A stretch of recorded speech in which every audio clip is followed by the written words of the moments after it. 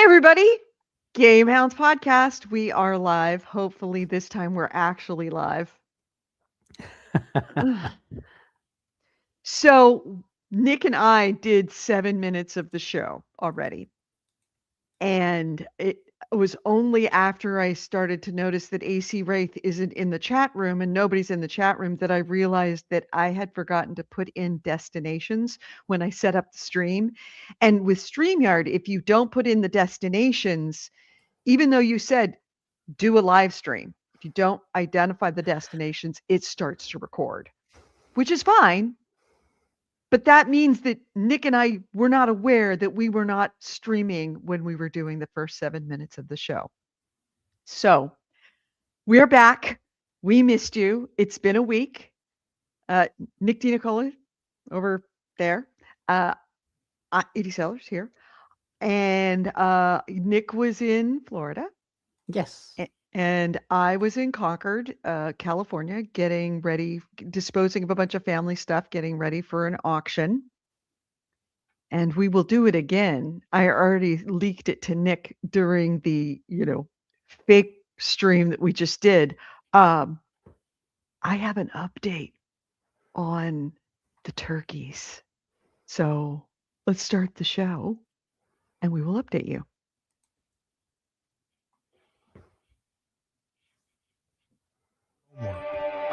Oh God, no. I forgot to oh God. It's all goofed up now. It's all goofed up. All right. We stopped doing this for a week and just forget. I was joking before that I forget how to do this, but apparently I'm not the only one. You're not the only one. All right. Now we can start the show. This podcast discusses video games, pop culture, and technology, and these podcasters have big, fat potty mouths. If you're younger than 18 or are easily offended, please stop this podcast now. Oh, and your mom said to take out the trash and do your homework.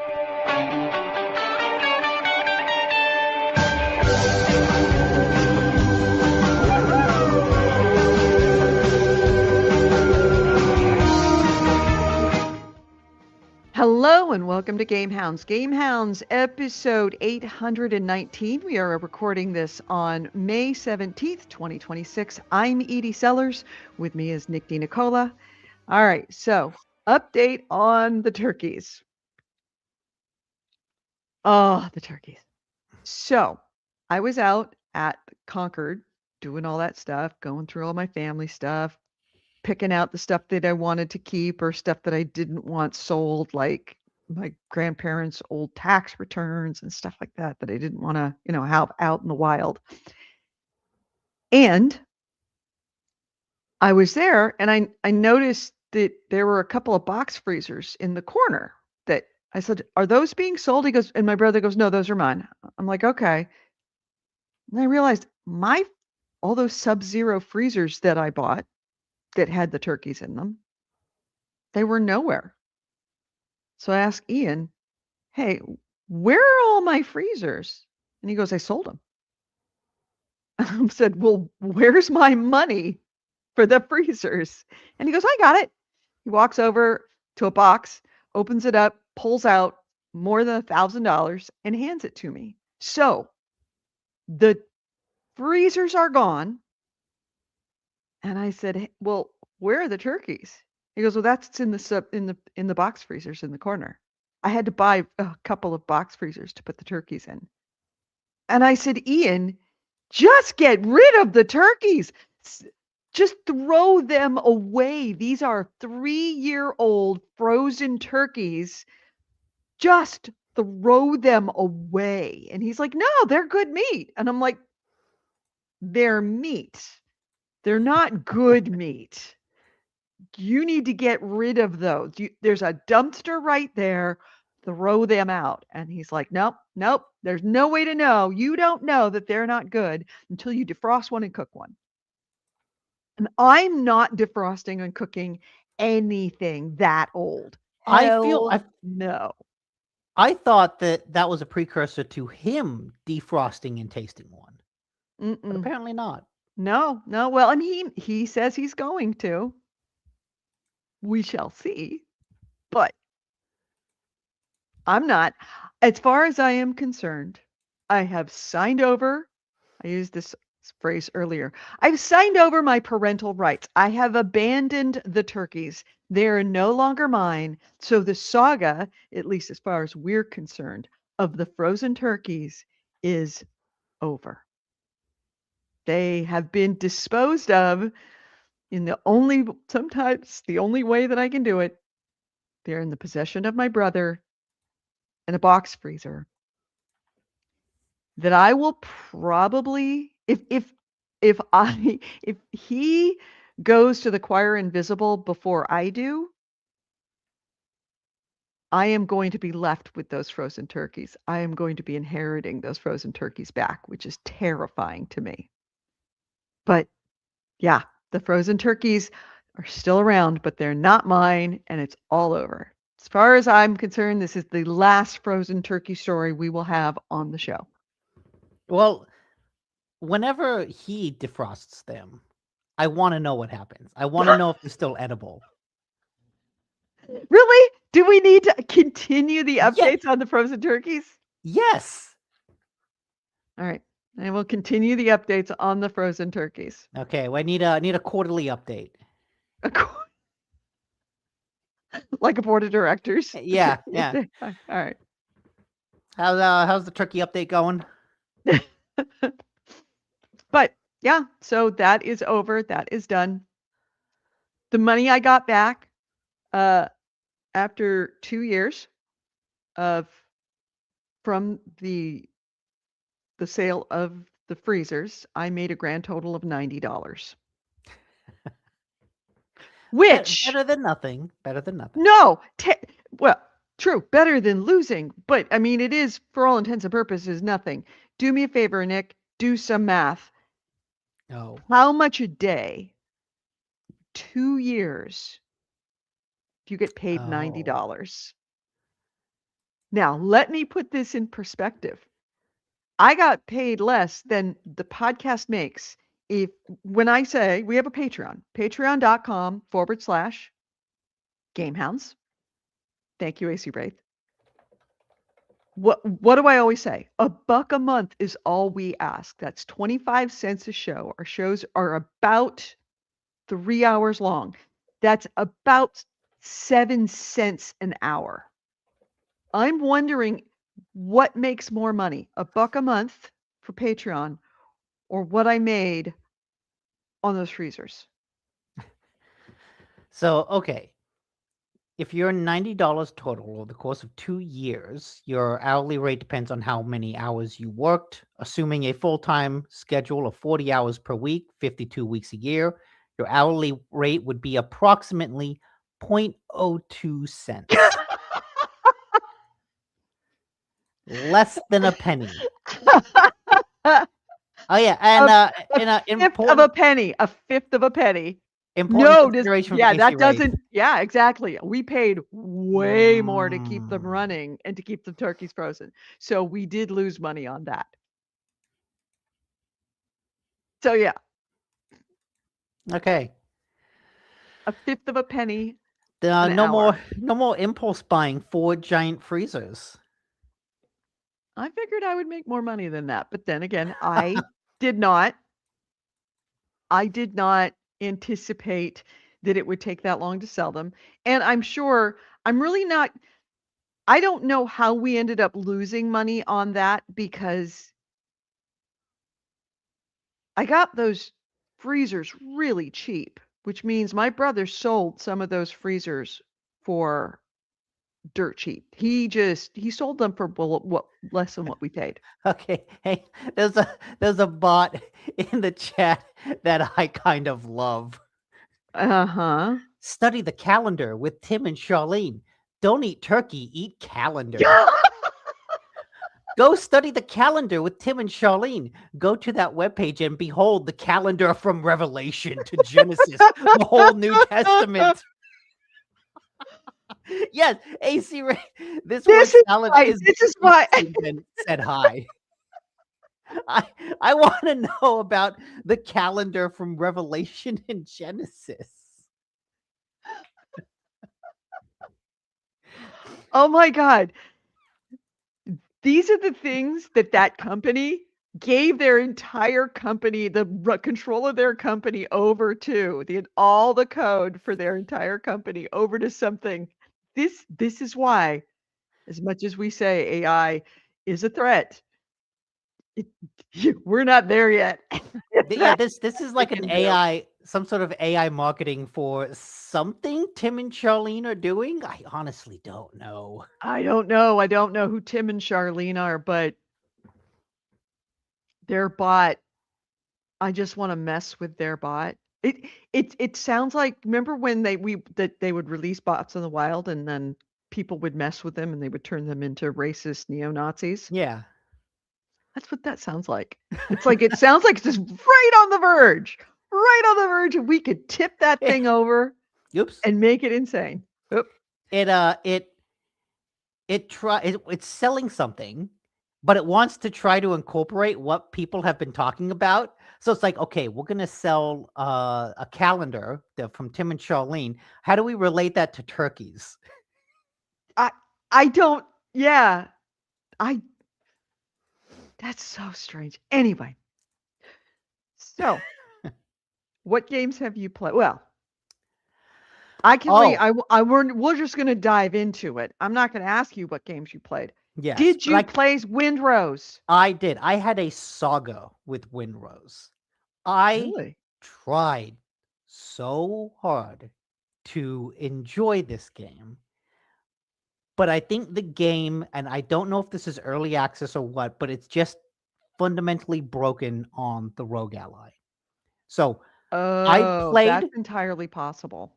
I played for a little bit, and you start on the island, and I'm running forward, I'm punching trees, punching rocks, building a base, and I get into combat, and I'm like, this combat is so fucking janky.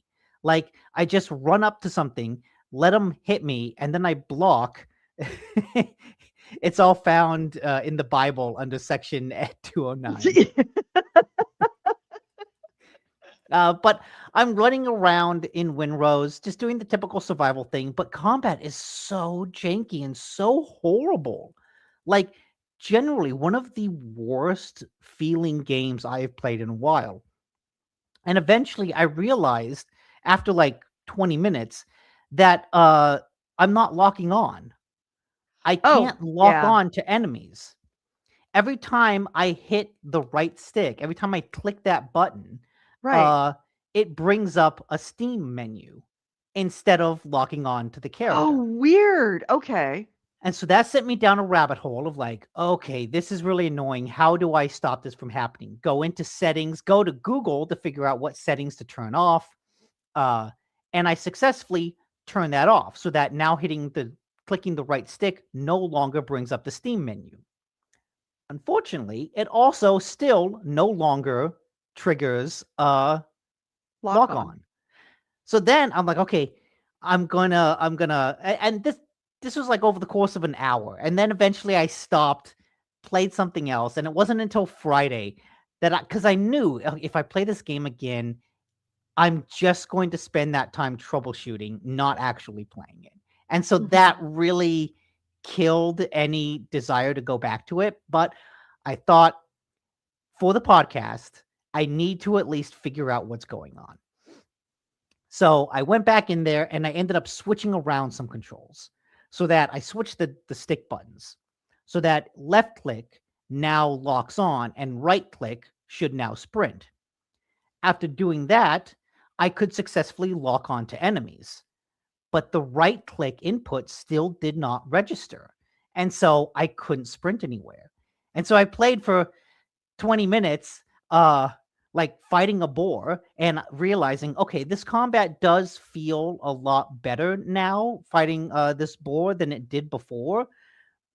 But oh my God, not being able to sprint is just so. Oh yeah. To go out and then die and then respawn and just slowly run back there, fight the same boar, die, go back, slowly run, fight the same boar, die.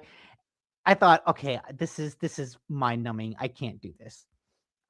So that's about as far as I got because the either lock on or sprint weren't working. And I looked for other buttons to change, but the uh, every button is kind of taken up by an important function.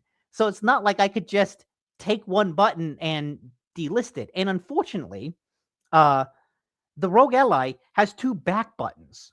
So it's got 2 extra buttons that I could configure, but for some reason, Steam Input doesn't recognize those as buttons on the Rogue Ally. So using Steam on the Rogue Ally, you can't use the back buttons. And so I had extra buttons that I could have used instead of right click, but Steam itself did not recognize them.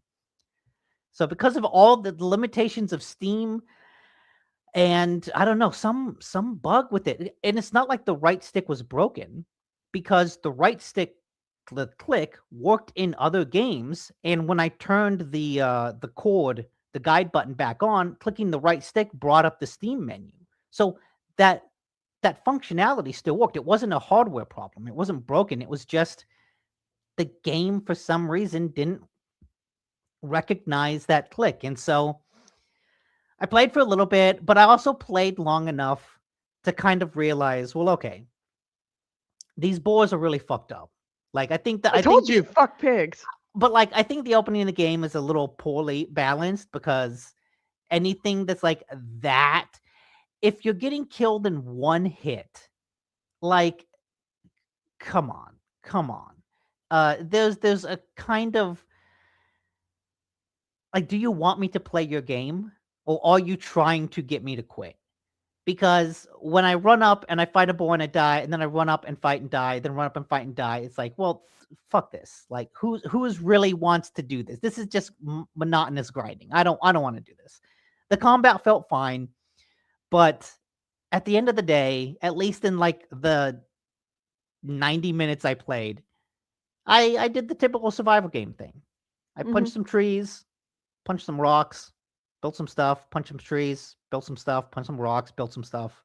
And I was like, oh, okay, it's a survival game, but it wasn't really anything more than that. It wasn't really an interesting world like Subnautica. It didn't have it had Souls light combat. And I will say now, Edie, this does control like Dark Souls. Oh. But and the developer themselves have said that it has Souls light combat, LITE. But I think what that translates to really is it's the controls where you lock on, and when you do, you can dodge. There's some stamina management. There's a heavy and light attack. It's got all the controls of a Souls game, but it doesn't have the combat philosophy of a Souls game. It doesn't have the enemy design of a Souls game. And those are the things that make a Souls game actually fun. And so to take the controls, but not the combat design, it's like, oh, I'm playing a pretty average survival game coupled with a kind of bad Souls-light game. And so a lot of my opinions are colored by the fact that I spent half my time troubleshooting, but then I also thought I don't really want to put in all the effort to get the game to work, because it didn't seem like I would enjoy it, even in the best case scenario. Yeah, I can see that. And the fact that it does not work on the Rogue Ally is surprising, because I It mean, says it has full controller support, and like all the other buttons worked. I don't know why it was just the right click. that is very strange, because I've been playing it exclusively on this, and On the Steam Deck? on the Steam Deck.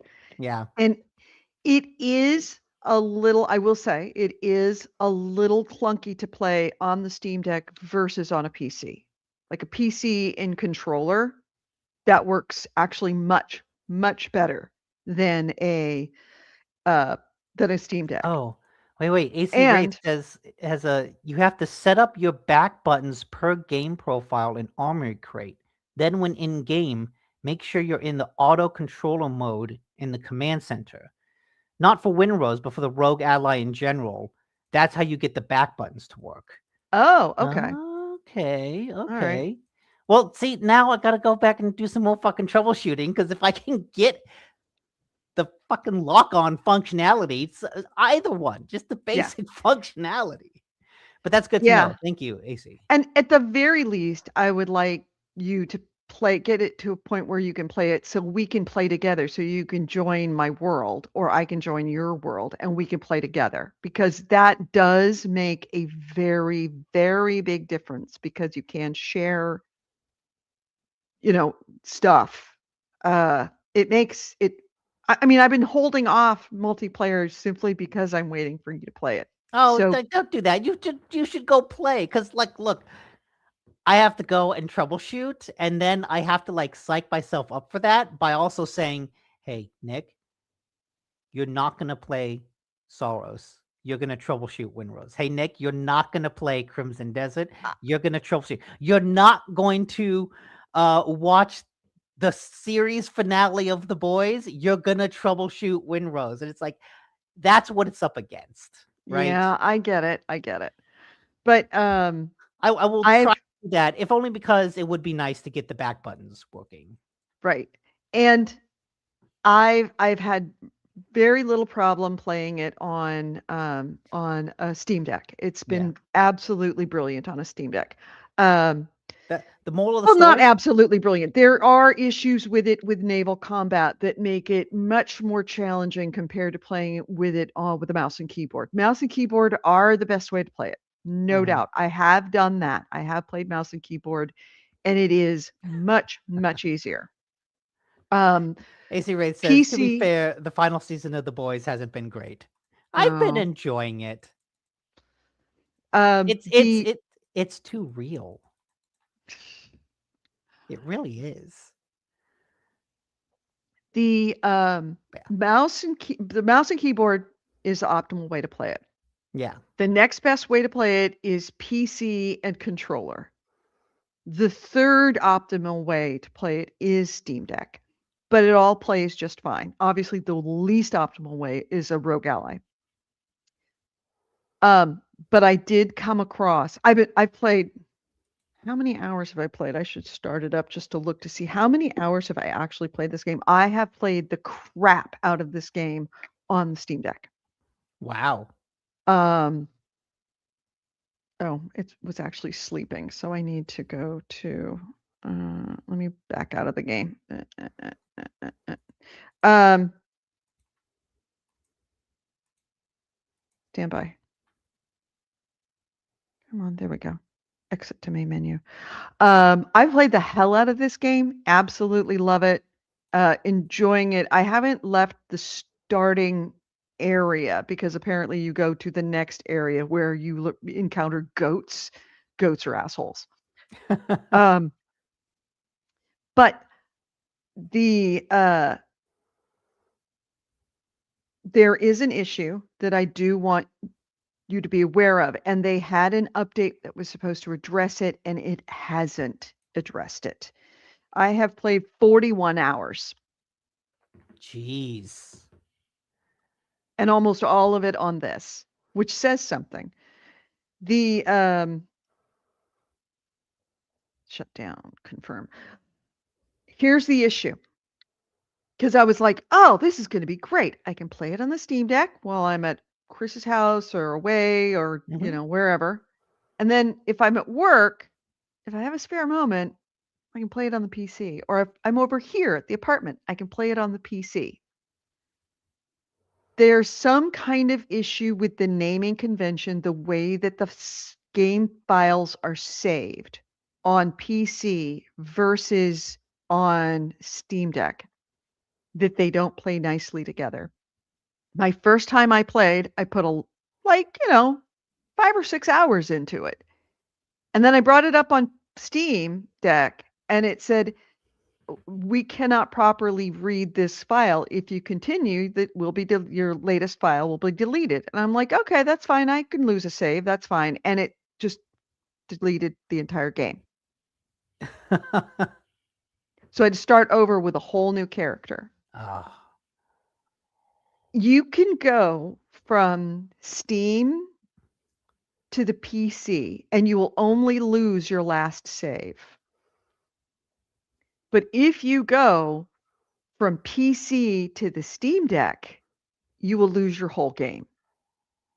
Now, they had an update that was supposed to fix it. It did not. So now I had to say, all right, so what do I want to play it on? I want to play it. The PC is the best way to play it.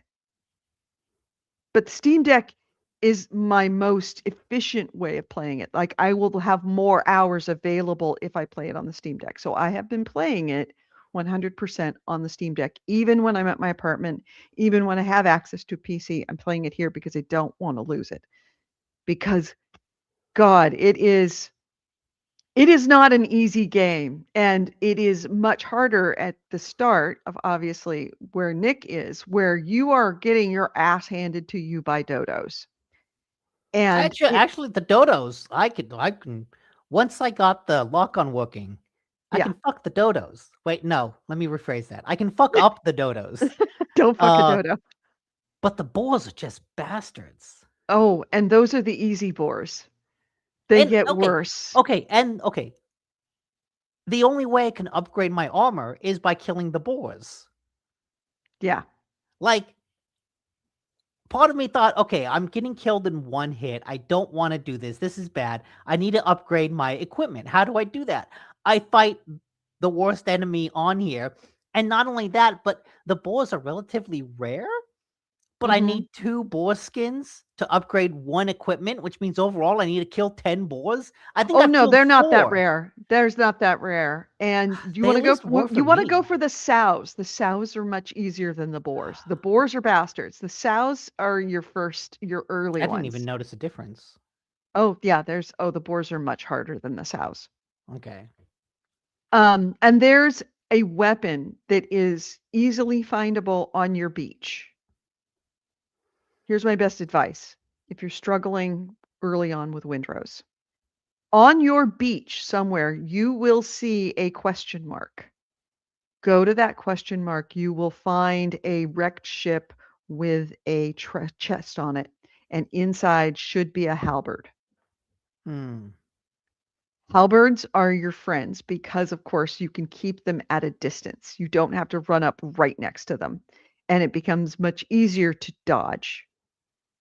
They are a little slower for a block, but they're much easier for dodging because you don't have to be right up next to them to be able to get something. And when you've got multiples coming at you, when you swing a halberd, it hits everybody. You're Okay. actually doing damage to all the mobs. Now, early on, you do not want to be taking on more than one mob at a time. It's a lot of hit and then take your lock off and run and kite them around. Maybe take a potion or heal up, do something, and then do it again. And Do see, it again. okay, and that I didn't notice that when fighting because, okay, I'm comparing this all to Souls games, but like Right. that's not what you do in a Souls game. Like Mhm. a good Souls design is that, okay, I know the enemy's gonna attack me this way or that way.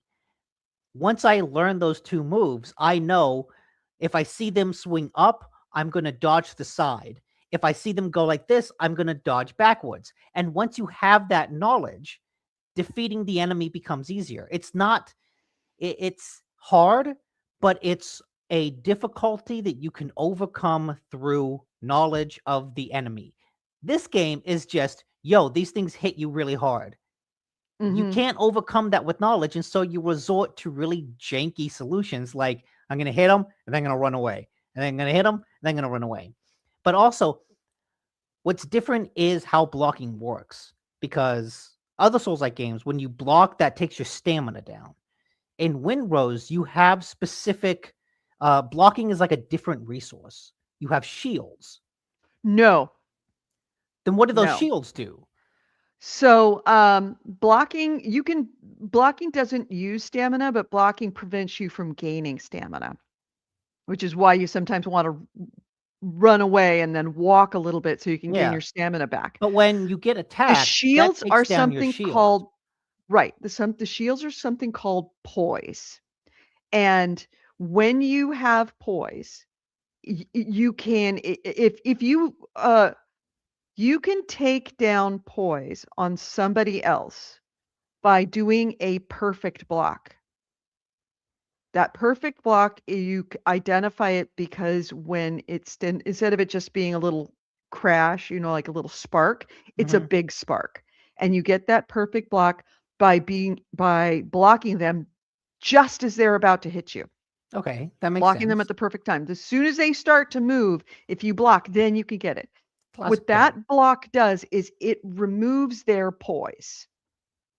And when their poise is removed, then they're disabled somehow. They can't move. They are winded or they're frozen or they're just kind of stuck. And that happens a lot to you because your poise gets knocked down by not blocking and by not perfect blocking and also by being hit repeatedly. If you get hit repeatedly, it does take down your shields.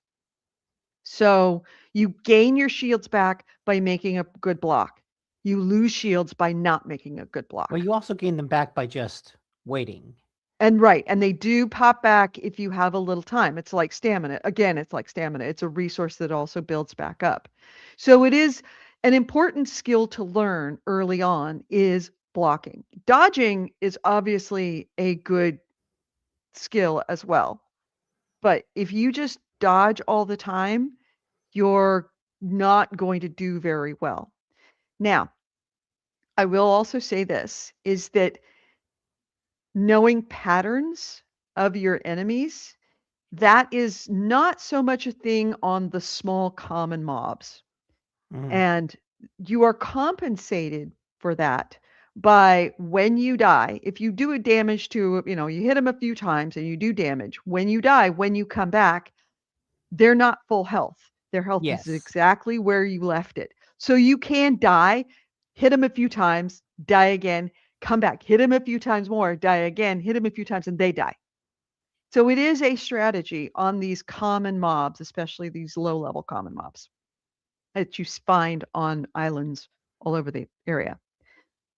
The boss mobs, like I have yet to fight Richards, but I've certainly seen the Richards fight numerous times and numerous different people doing different techniques. Those are more like, okay, this is the strategy of him. You know he's Okay. going to do this because now you see a red flash and you know that that is an unstoppable and you've got to dodge. Or if you do a red flash, his red flash, or you see his arm come back and you know they're going to drop bombs. So you should just start running away as far as you can because he's about to drop cluster bombs. So the boss mobs are more like that. The common everyday mobs are as far as I can tell, they really don't have a pattern to them. Sometimes they'll hit you There's once, sometimes they hit you twice in a row, yeah, and you yeah, don't know. which is really annoying because when they hit me twice, I'm dead. Before it's like, okay, hit me once, then I can block the next hit, then I can hit them, then I block, Mhm. then I hit, then I block. But I block, then I hit, I block, and then oh shit, they hit me again, and now I'm dead. Right. It's And you are in the yeah. earliest stages, which is by far the most challenging. You spend a lot of time running away and avoiding mobs. And the challenge is getting the resources you need to be able to build. But once you get those initial resources up and running, it becomes a lot easier. But still, your basic mobs are still kind of a challenge. They're still kind of assholes.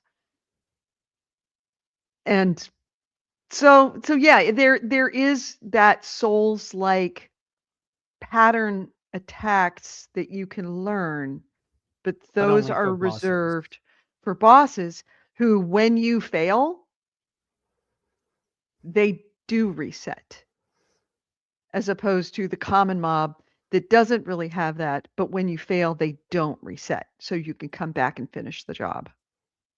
Which Uh, eh, I know. On one hand, that sounds like, oh, it's good that they don't, their health doesn't reset. But also, again, that just feels like lower their health, man. Just rebalance that section of the game to lower their health. Like yeah, if the game is designed around the idea of go try to fight this, die, come back, die, come back, defeat it. I think you have a bad gameplay loop.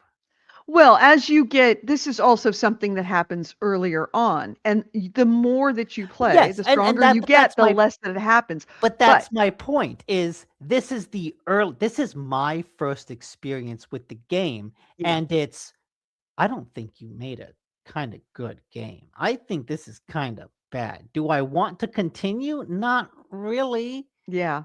And so like when that's your first exposure to it, it doesn't matter how good the rest of the game is.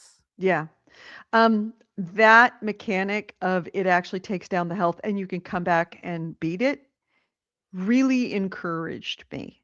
And as it has gotten farther into the game, there are times that I would have walked away from the game if I'd had to have done that whole fight over.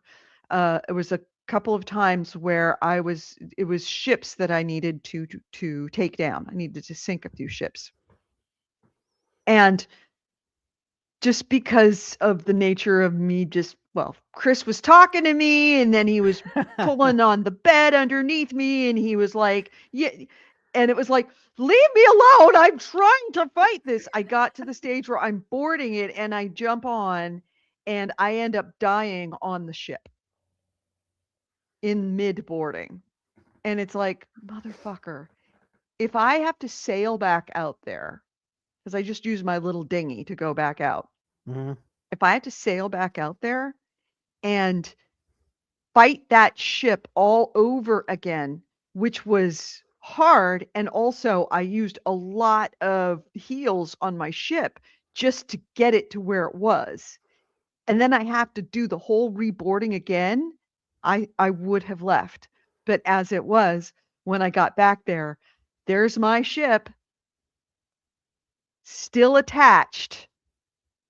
And all I had to do is jump back on, get behind the wheel, and hit board again, and all my guys ran off into it and started again. So the fact that you can fail and it kind of freezes time just a little bit really kept me from walking away. And every other game that I have played that is like this, in something like that, it does reset the fight. Yeah. The fact they don't reset it is the thing that keeps me coming back to it.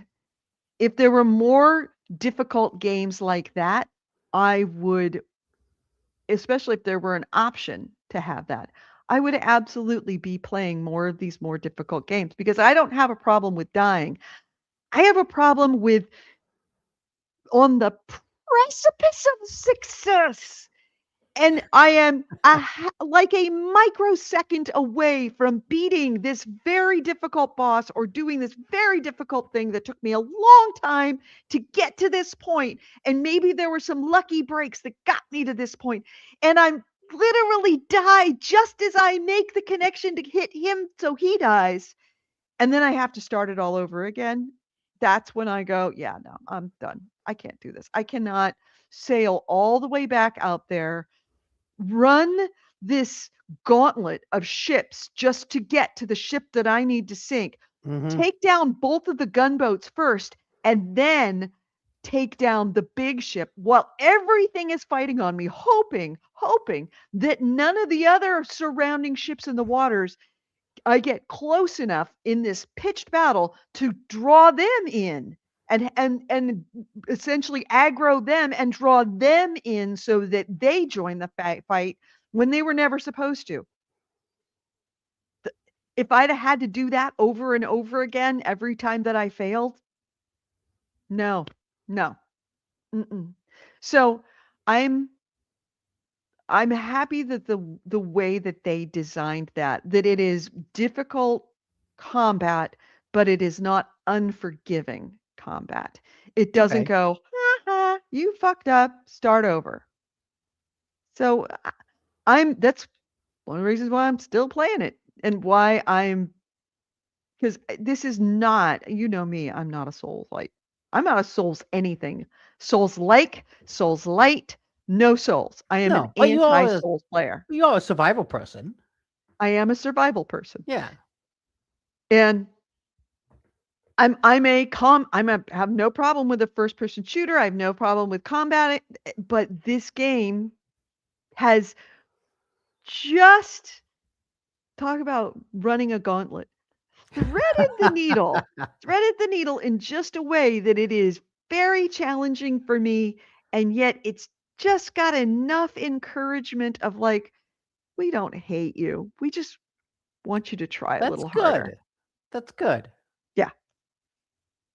And I'm absolutely I am familiar with the story at this point because I have watched so many streams and so many feeds of people playing this, so I know what I'm going to encounter. Mm, In the next section, I less know what I'm going to encounter, but it's it's a I love the idea that I can also do multiplayer because I think that as a multiplayer game, this is going to be a lot of fun, especially with the sailing part. And the sailing is very, very gratifying in the way that Black Flag sailing feature was very gratifying. yeah. I mean, that's what initially put it on my radar was, oh, Mhm. hey, this game finally did the Black Flag thing that Ubisoft has been trying to do since Black Flag. Right. Well, that they didn't no, that's the thing. They didn't try to do it. They haven't tried to do it. Well, We've they asked them to do it. We've begged them to do it. They didn't do it. So we somebody else did. they tried for a year with Skull and Bones, but it just wasn't the same. Yeah. Well, they weren't committed. All they had to do was just release a game of that mechanic. That's all they had to do, and they knew it, but they didn't wanna make a pirate game. The tech bros didn't wanna make a pirate game. They flat out said they didn't wanna make a pirate game. That's a known thing. So they sabotaged it. But this game very much tickles that itch. And I wish that that bug wasn't there so that I could enjoy playing it on the PC with a controller when I had the opportunity to, because it is a superior experience. But it is early access. This is not the finished product. There's bugs. There's Which obviously bugs with the Rogue Ally.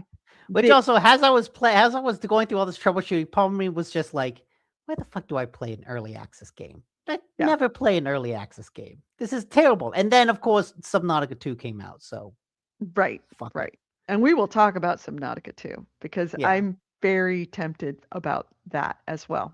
But I kind of don't want to get off of Windrose because I'm kind of Yeah, you're I in it. know that yeah, I'm in it. I'm deep in it. It's Yeah. it's gripped me like I haven't had a game grip me like this in a really long time, where all I'm doing is trying to figure out if I can go to the bathroom reasonably at work long enough and sneak in the Steam Deck so that I could play a few minutes.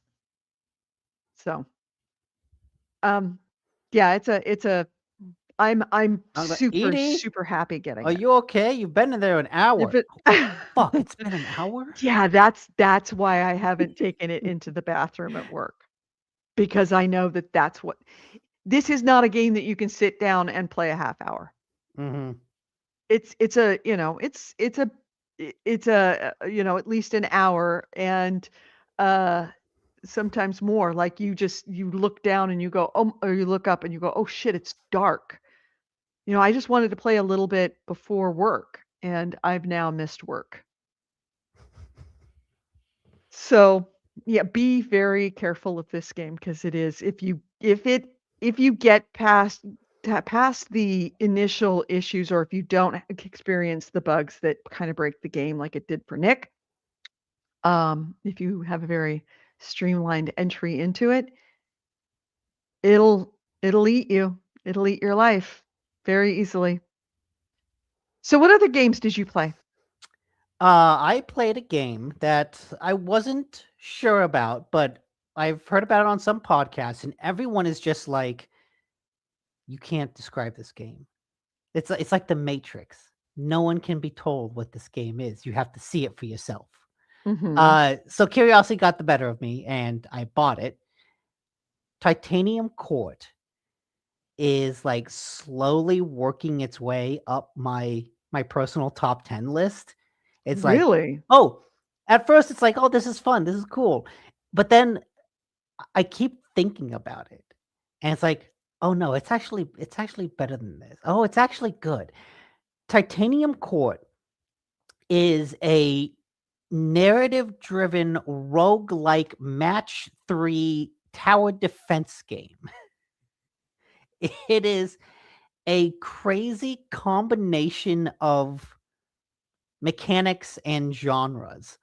And it's all presented almost as like this stage play where the whole beginning of the game is like this narrator going, hey, is everyone in the crowd ready? Well, okay, good. Now that you're ready, we're gonna put on the play, but the lead actress, she's not here, so we just picked someone to do her role. And guess what? The story isn't done yet, so this is a race.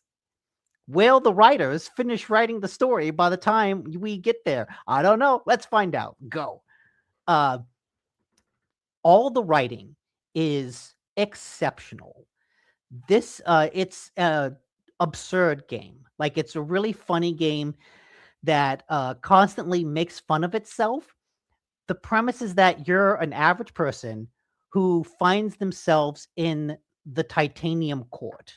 And the Titanium Court is this weird castle that kind of floats through the either world, just floats through the universe or something, getting into fights with other castles. And this is the war. Every day, the Titanium Court goes to war with a dragon, with a goat. Speaking of goats, and if you lose, Goats are then assholes. you go back to the beginning. If you win, hey, you get a nightly victory. But every day you go to war. But all of the characters in the court are really well developed. And they're constantly piping up with because you're apparently the fairy queen. And everyone's like, hey, guess what? You're the queen. Tell us what to do. And you're like, what? I don't know what the fuck I'm doing. There's even a whole little diversion where they say, because there's a lot of walking around the court and talking to people. And that's where a lot of the absurdist humor comes from. And so at one point you're saying, so, okay, has your monarch, can I create like a democracy so that you can elect someone else? Because I don't want to do this. And all the people go, oh yeah, that's a great idea, but we're just going to elect you instead. And you're like, well, fuck. Okay, so I can't get out of this because if I make an election, you're just going to elect me. And then you'll elect to get rid of elections and just elect me as monarch. And we're just back at square one. But it reminds me a lot of Terry Pratchett. The guy, he didn't do Discworld. What was his? Ringworld. Ringworld. The way that he writes really absurd scenarios, but finds like a real nuanced truth of like human nature within that absurdity. And so you're just kind of reading and laughing and going like, this is goofy, this is goofy. And then he like hits you with this really nuanced take on human existence. And you're like, oh shit. That's deep. That like hit me. And there are multiple moments like that in this game.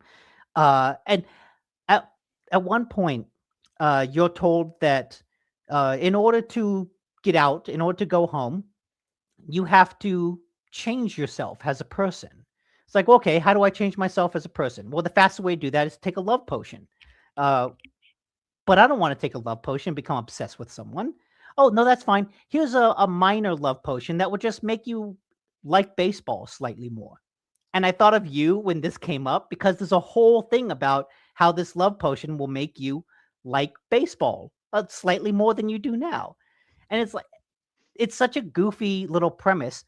But then when you take the potion, it goes on this long description about how before you used to have these intrusive thoughts and they weren't ever anything that you would act on, but you just kind of always thought these violent, intrusive thoughts, right? Of, oh, I'm walking down the street. What happens if I just got hit by a car? And it was never like I want to throw myself in front of the car. And it was never a desire for that. It was just this constant hum of like, what's the worst thing that could happen?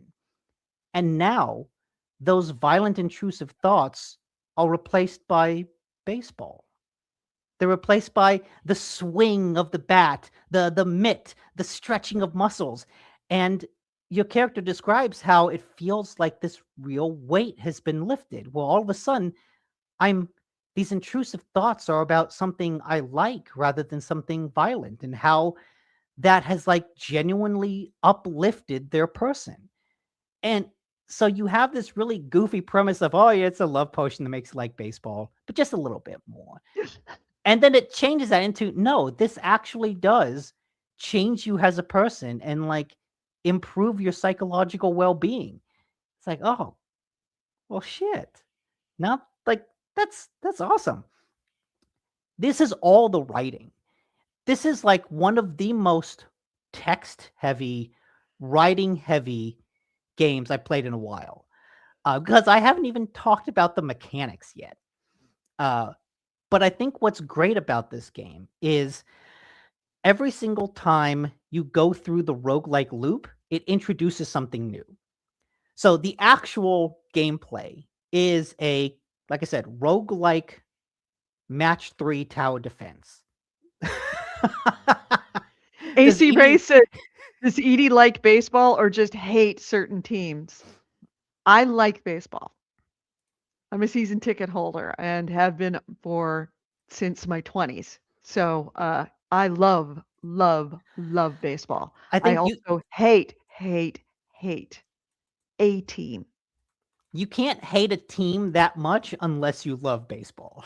True. But yeah, the gameplay. Every time when the war begins, you begin like a typical roguelike adventure of, I'm going to fight a series of battles to get to a boss fight. Those series of battles begin as a match 3 game.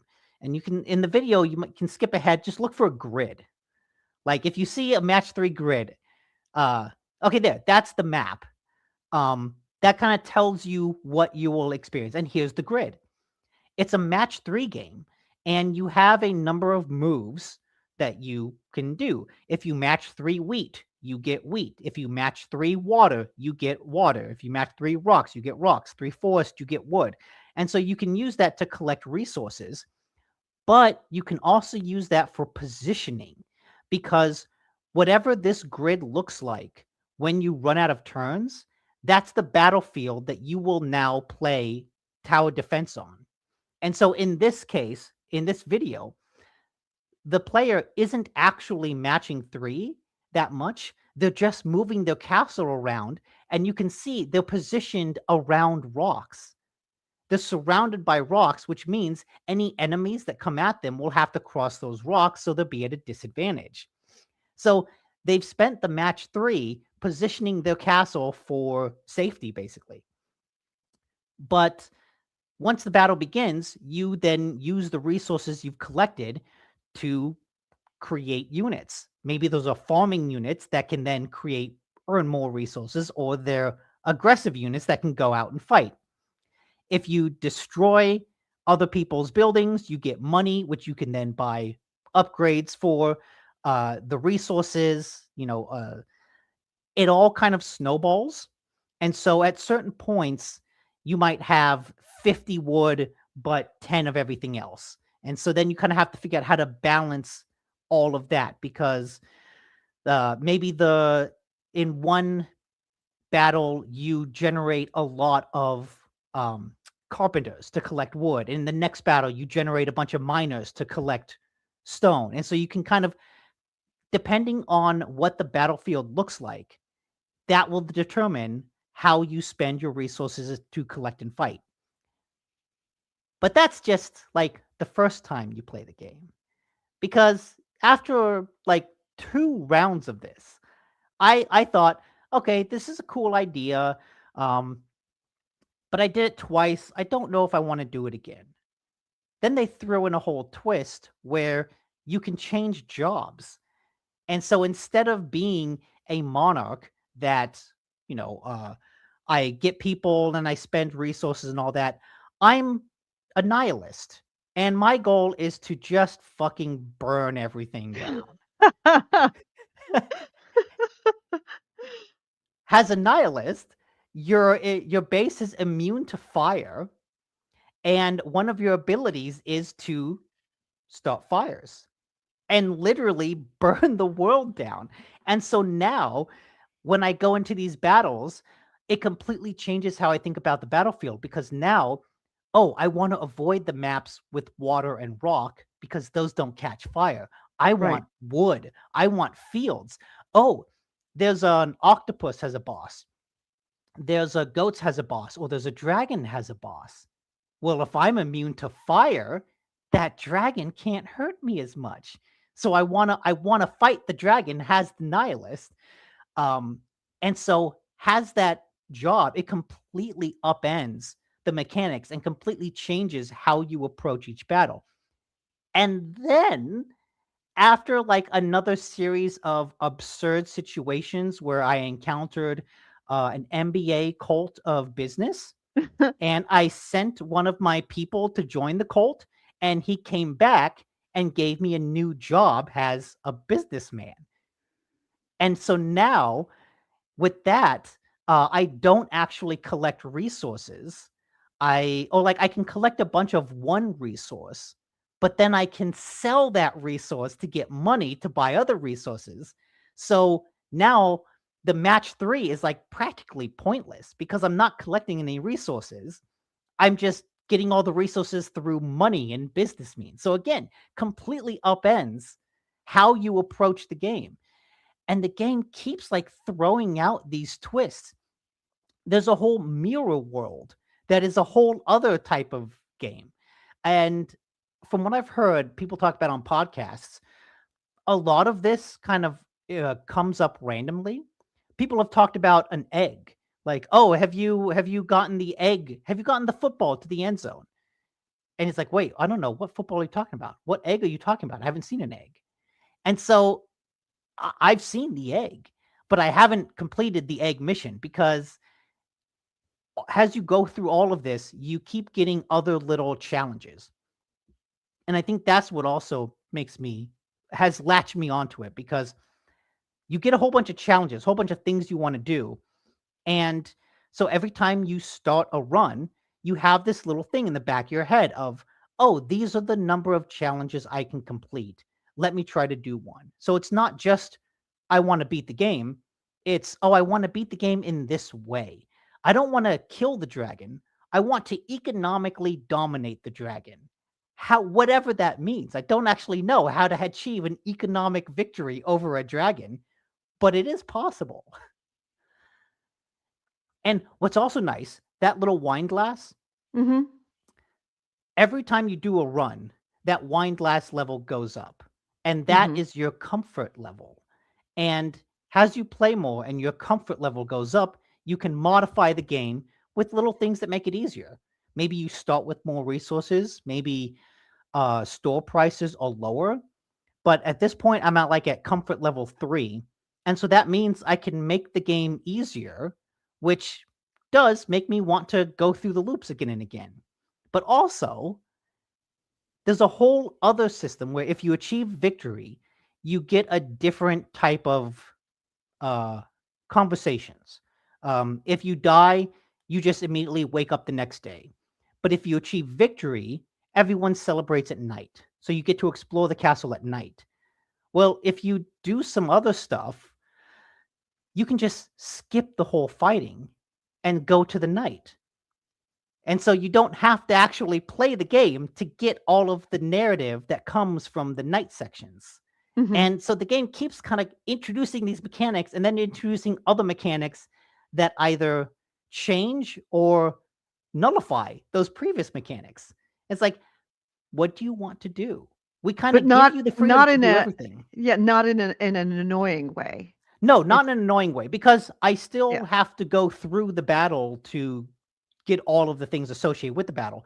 But if I Right. just want those narrative moments associated with nighttime, I don't have to achieve victory to do that. I can just skip there and continue the narrative because, like I said before, the writing is so good. I love just wandering around and talking with people because they're all like they're all absurd, but also like subtly nuanced and thoughtful. And it's like, oh wow, you made a really good point about humanity. Goofy game about castles and fairies and dragons. Oh, it Are you is playing it on the Rogue shockingly Ally? good. I am playing it on the Rogue Ally. Okay, and it's on Steam. Yeah, it's on Steam. Okay. It's a absolutely bizarre game, but so fucking cool. Nice. So we have news. Do you want to head on over to news? Yes. All right. So let me get where I need to be for. They've moved all of our stuff around now. Everything's different. I love Everything is StreamYard, but they different now. keep messing with it and adding things. Don't get me wrong, the stuff they add is cool, but it keeps changing the interface. All right, so let's hit the news. This is the GameHounds news, the news, views, and commentary of the week in gaming with Gamerady and Nick DiNicola. And our first item is you had a bunch of ones that I was going to talk about, but let's talk about the big one. Subnautica. No, Is it not Xbox. Oh, We're not yelling. Officially, we have to now call Xbox. We can't just talk about it. We have to yell it. Xbox. Xbox.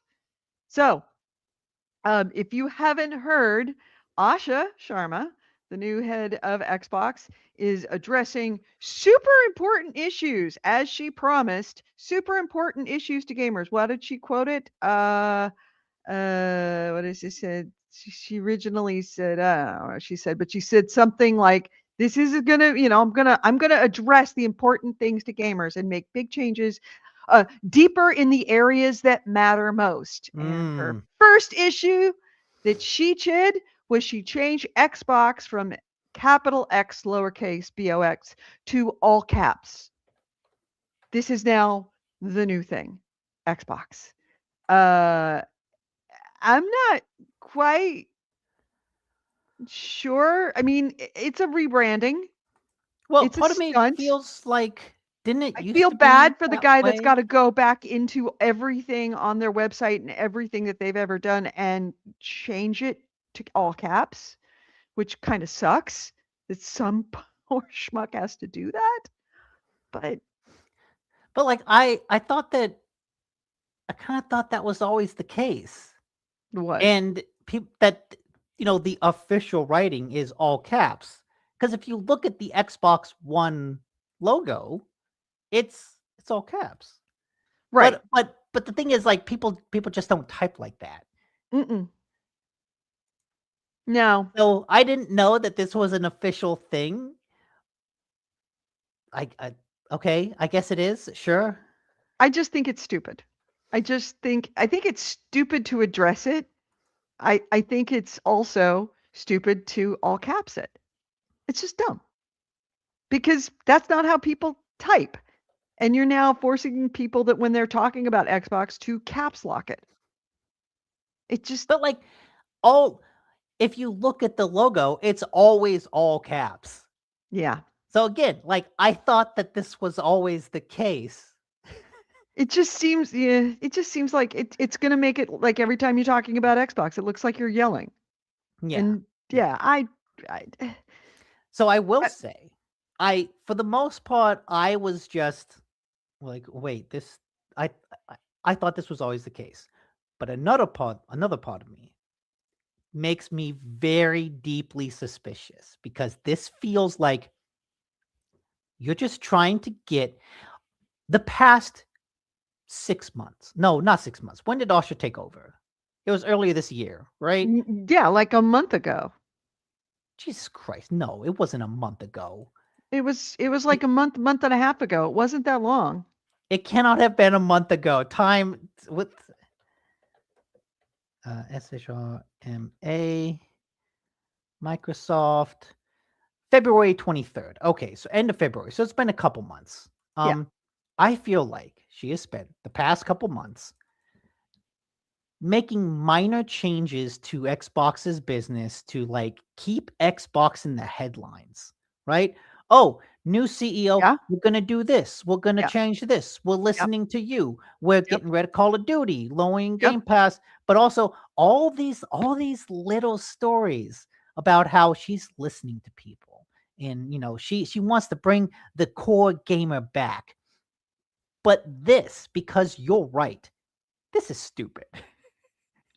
But it's so stupid that it feels like their list of, okay, what news stories can we generate to get positive Xbox headlines? They're scratching the bottom of the barrel. And now that gets me wondering, okay, if we're getting to the bottom of the barrel, we must be getting to the part where why are you trying to generate all this good buzz? What are you going to do that requires you to have a surplus of goodwill so that you can do something that spends all that goodwill? And I'm like, what the fuck That's are an you doing? interesting thought. What are you Yeah. planning? Like, you've spent all this time, oh, we're listening to you, we're changing the logo, we're bringing back the Xbox We're green. changing Game Pass to make it cheaper. Yeah, all this stuff. But it's like, again, like I've said before, they're minor changes. They're nothing substantial. Project Helix is what it is under Sarah Bond and Phil Spencer that it is under Asha Sharma. Like, the philosophy of that console has not changed. It is what it has been. She didn't come in with the idea of Project Helix. But like, what are they planning to do? And it feels like we're getting to the point where that other shoe will drop because, like I said, they're scraping the bottom of the barrel of positive news stories. Or, Could or, it or maybe they're just scraping the bottom of the barrel of positive news stories, and that's it. could it be that they've announced project? We know they're working on Project Helix, but it's not been announced officially. Do you think that it could be an announcement and it's not going to make people happy? I absolutely. It totally could be. Hey, we're announcing Project Helix, and it's $1,500. Like, that would absolutely be a way to Well, spend all that they would goodwill. announce Project Helix. I don't know that they would announce a price right off the bat because it's obviously Project Helix is at least a year out. Yes, yeah, you're right. They wouldn't And announce a. there's no way to know what prices are going to be in a year, which is insane. I don't know how anyone is in the manufacturing business right now, but Yeah. there you go. But yeah, I don't know. Um, And part of this could just be that Asha came in with a mandate of, hey, let's create good buzz, and worked with PR people to create a list of news stories that would generate good buzz. And now they're just or scraping the good bottom and of that. or neutral buzz, Yeah. not bad buzz. Yeah. Because so That's what much this of is. Microsoft has been about bad buzz. And so she comes in and says, "Hey, I want to change the narrative. Let's talk about positive things. Even if they're all minor, let's just get good stories out there." There If doesn't have to be an ulterior motive to it. Well, if that is the case, then she has made a very bad calculation on what would be good and or neutral buzz because this has been widely mocked across social media. It has, but it's And also like the first thing that's been let me widely just mocked. read the beginning, the start of the Kotaku article about this, giving you an idea of how this is hitting the gamerverse. You know, it's always been my dream to cover the big news. Today, I'm not bringing you the big news, but I sure am bringing you the big news because Asha Sharma, the CEO of Xbox, more on that shortly, has announced something huge. Sorry, huge in a post on X. Xbox is now Xbox. Guess guess she wasn't kidding about going deeper in areas that matter most. It is it is it is being ridiculed mercilessly in social media, and even the press is kind of like, really? Like it's just being mocked. But And that's, I don't think, is, if for any reason, what they wanted. And if this is an effort to scrape the bottom of the barrel of putting Xbox in the news to generate positive feelings that, a capital that you will spend later, they really haven't. It it's made them look it's made Asha Sharma look like she's faffing about. see, I don't know if I would go that far with it because, okay, first of all, Kotaku's a snarky website. That's one of the reasons I enjoy But it. it's one of the It's snarkiest snarky. articles. It had enough snark in it that it made me laugh multiple Oh, times. yes, which is like as it should. But Right. I also feel like a lot of the mocking it's not mean in nature. It's like, "Well, this is kind of dumb. Like, let's make fun of it, but it's It's not like coming punching no, it down. it's It's coming from a place of positivity rather than a place of negativity. It's not like, boy, look at how Xbox fucked things up again. It's oh, look at this funny thing Xbox did. And those are two like very different tones. And that's not how I'm reading all of no, the ridicule. No, it's I more I like, I do not read really? it. I don't read it as like that negative. Yeah, It's I'm more a reading it goofy thing than it is a fuck up. I'm reading And I it think they more of want goofy like, they're things. not angry about it, but they're like, No, shouldn't because you why be would you be working angry? on other things, Asha? You got a lot of things going on at Xbox. You're wasting your time on this? It is adding questions to whether Asha Sharma actually has a handle on her gaming division and what needs to happen in order to return Xbox to relevancy. And see, I don't think it's that far because it's not that big of a deal. It's a This bit like does rearranging the deck chairs on the Titanic, to use but a very old phrase. but this does not substantially take away her time from anything else. Like But it makes you go, that why are you using criticism your resources, your time, your employees' time to do this? because This? this is not a big use of those times. The And poor guy that has to go through and change Xbox on every part of the Microsoft website.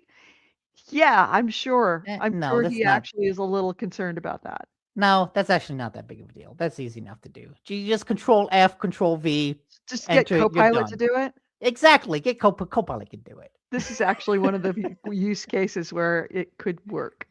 But yeah, I don't know. Part of me is just like, this is dumb and goofy, and I could accept it as they are kind of running out of ideas for easy positive headlines, and Mhm. now they're getting into the brass tacks of how are we going to turn this whole boat around. Or, like I said, or they're trying to create a lot of positive buzz because when they announce something, they know they're going to spend that capital. We got to get people excited for Xbox so that when we do fuck things up, they're not as angry. There's a I think it's gonna go the and opposite way. I admit that my conspiracy theory hat is absolutely a conspiracy theory. That the truth is probably just, no, we wanted some good headlines on Xbox for once. What are easy good headlines we can do? I think that if they come out with something that if it is that they're coming out with something that they know that they would have to be spending on the goodwill capital that they have already gathered, all this is going to make it look like even more incompetence, even more that it's like No, see, I you are disagree. completely out of touch with I what's important disagree. here. I think that because of the past couple months, if they come out and announce Project Helix is going to be driven by AI. Like, it's driven by AI in the code, driven by AI on the website, on the interface, all of it's AI driven. People are going to go, I don't know, man, that seems kind of fucked up, but okay, show me. Like, I like what Asha's done so far. Let's see what she can do. No, I don't think anybody's going to look at that after this and go, I like what I think Asha's. a lot of people will. I absolutely think a lot of people will. AC Ray says Asha saw capitalization on someone else's business card, Patrick Bateman, American Psycho style. Oh wait, Oh, now hey. Speaking of totally off topic, but it is something that the 14-year-old noticed, and it is, I may be sending you down a rabbit hole, but I don't even see it being talked about on Reddit. So I went to go see a movie yesterday, God is God. Great movie. Is God is? Is God, sorry, what did I say? Okay. God is? I don't know. I've heard about that one though. Yeah, is God, yeah, is God is. It is excellent movie. Excellent movie. But there's a lot of music in it. And the 14-year-old was like, some of these songs are pretty good. So she went and looked up the soundtrack, and there are 2 tracks on that she goes, it's AI. It's AI music. It's got to be AI music. Oh. It's the byline, the name on it, the artist is named Tizzy Tay. Tizzie space Tae, I think it is. Tizzy Tay. And when you go to Tizzy Tay's Spotify page, there's only 10 followers and there's only 2 songs, and it's those 2 songs. And she's like, it looks just like an AI bot. This is what AI bots look like on Spotify. They use AI music in this, and nobody's talking about it. Everybody's talking about what a great soundtrack it is, but nobody's talking about these 2 songs. And it looks like, according to her, who would absolutely know because she is huge on Spotify, she's like, she got invited to a listening party for, I want to say, ESPA in Korea because she is in their top 100 listeners on Spotify. Oh geez. The girl knows music. The girl absolutely knows music. And she's like, trust me, this is AI generated music in this movie. It's AI generated. It's got to be. And if she says it, she knows. When she can spot it at 50 meters. She knows. So here is, if you want your conspiracy theory, if you want to go down a rabbit hole, look up Is God Is. There's 2 songs on it from Tizzy Tay. Yeah, I'm trying to look up Tizzy Tay. It's nowhere. There is no page. There's no nothing. It is only there's a on bunch Spotify. There's a bunch of Instagram pages, but they're all like 0 posts, couple followers. Yeah, just, no, like, there's random people.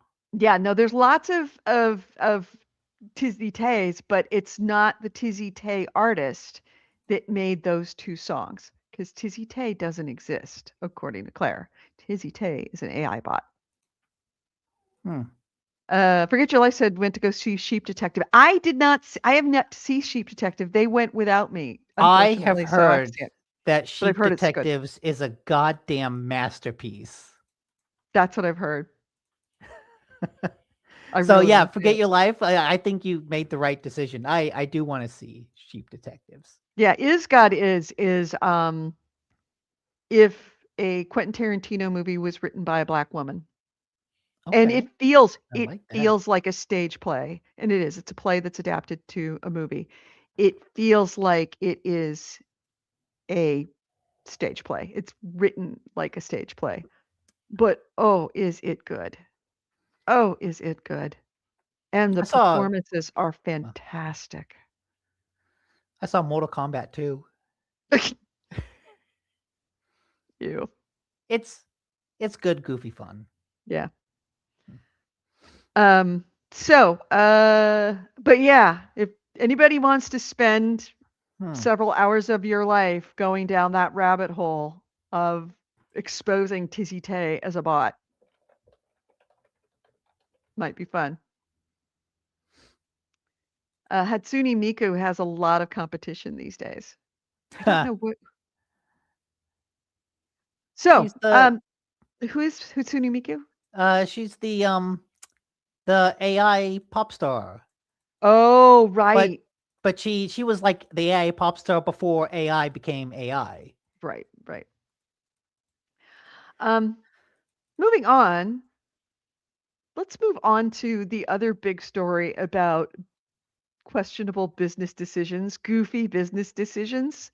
So you remember last time we talked 2 weeks ago that the CEO of GameStop had made an offer Oh to yes. buy eBay, and we were like, how is this is the math ain't math in here. Well, the math is definitely not mathing, and he has had an interview, one particular interview, where it was clear that the he thinks the maths, but he has no idea. It was just an absolute bonkers interview where it was very clear that this is not credible. Well, eBay has its board of directors, and he said that if the board of directors don't do it, he will take it to stock shareholders and try and do it through shareholders. We will see if he does that. But eBay, the board of directors of eBay issued a release calling saying that no, it's a big fat nope from them. So CNBC reported that eBay's board wrote Ryan Cohen, the CEO of GameStop, on Tuesday, March 12th, to make clear its categorical rejection of these. And I'm reading this out of Kotaku. Categorical rejection of the silly man's ridiculous attempt to buy a company 5 times larger than his own with borrowed money and bad math. Okay, A letter that's Kotaku, not the rejection letter. No. A letter signed by eBay's chairman of the board of directors, Paul S. Pressler, calls his offer, quote, neither credible nor attractive. So here is what they actually did right. We have taken into account such factors as 1, eBay's standalone prospects, 2, the uncertainty regarding your financial proposal, 3, the impact of your proposal on eBay's long-term growth and profitability, 4, the leverage, operational risks, and leadership structure of a combined entity, 5, the resulting implications of these factors on valuation, and 6, GameStop's governance and executive incentives. And essentially said that no, they are not doing it. Do I have another quote from it? Uh, the letter calls eBay itself a strong, resilient business that has delivered meaningful results over the past several years. And it's confident that the company, under its current management team, is well positioned to continue to drive sustainable growth, execute with discipline, and deliver long-term value for our shareholders. So, yeah, it's it's a big ol' talk about yelling it. They didn't just say nope, they said, "Nope!" All caps. Now, Cohen has said that he would be taking an offer of $125 a share to the eBay shareholders. But this is not a $125 in cash. Half cash, This half stock. half cash, half stock. So $65 worth of cash and questionable stock Yeah, if it's they want it. half cash, half stock, except it's half cash and wait, there's not half stock. Right. How with the math doesn't math. How do you do Math that? doesn't math.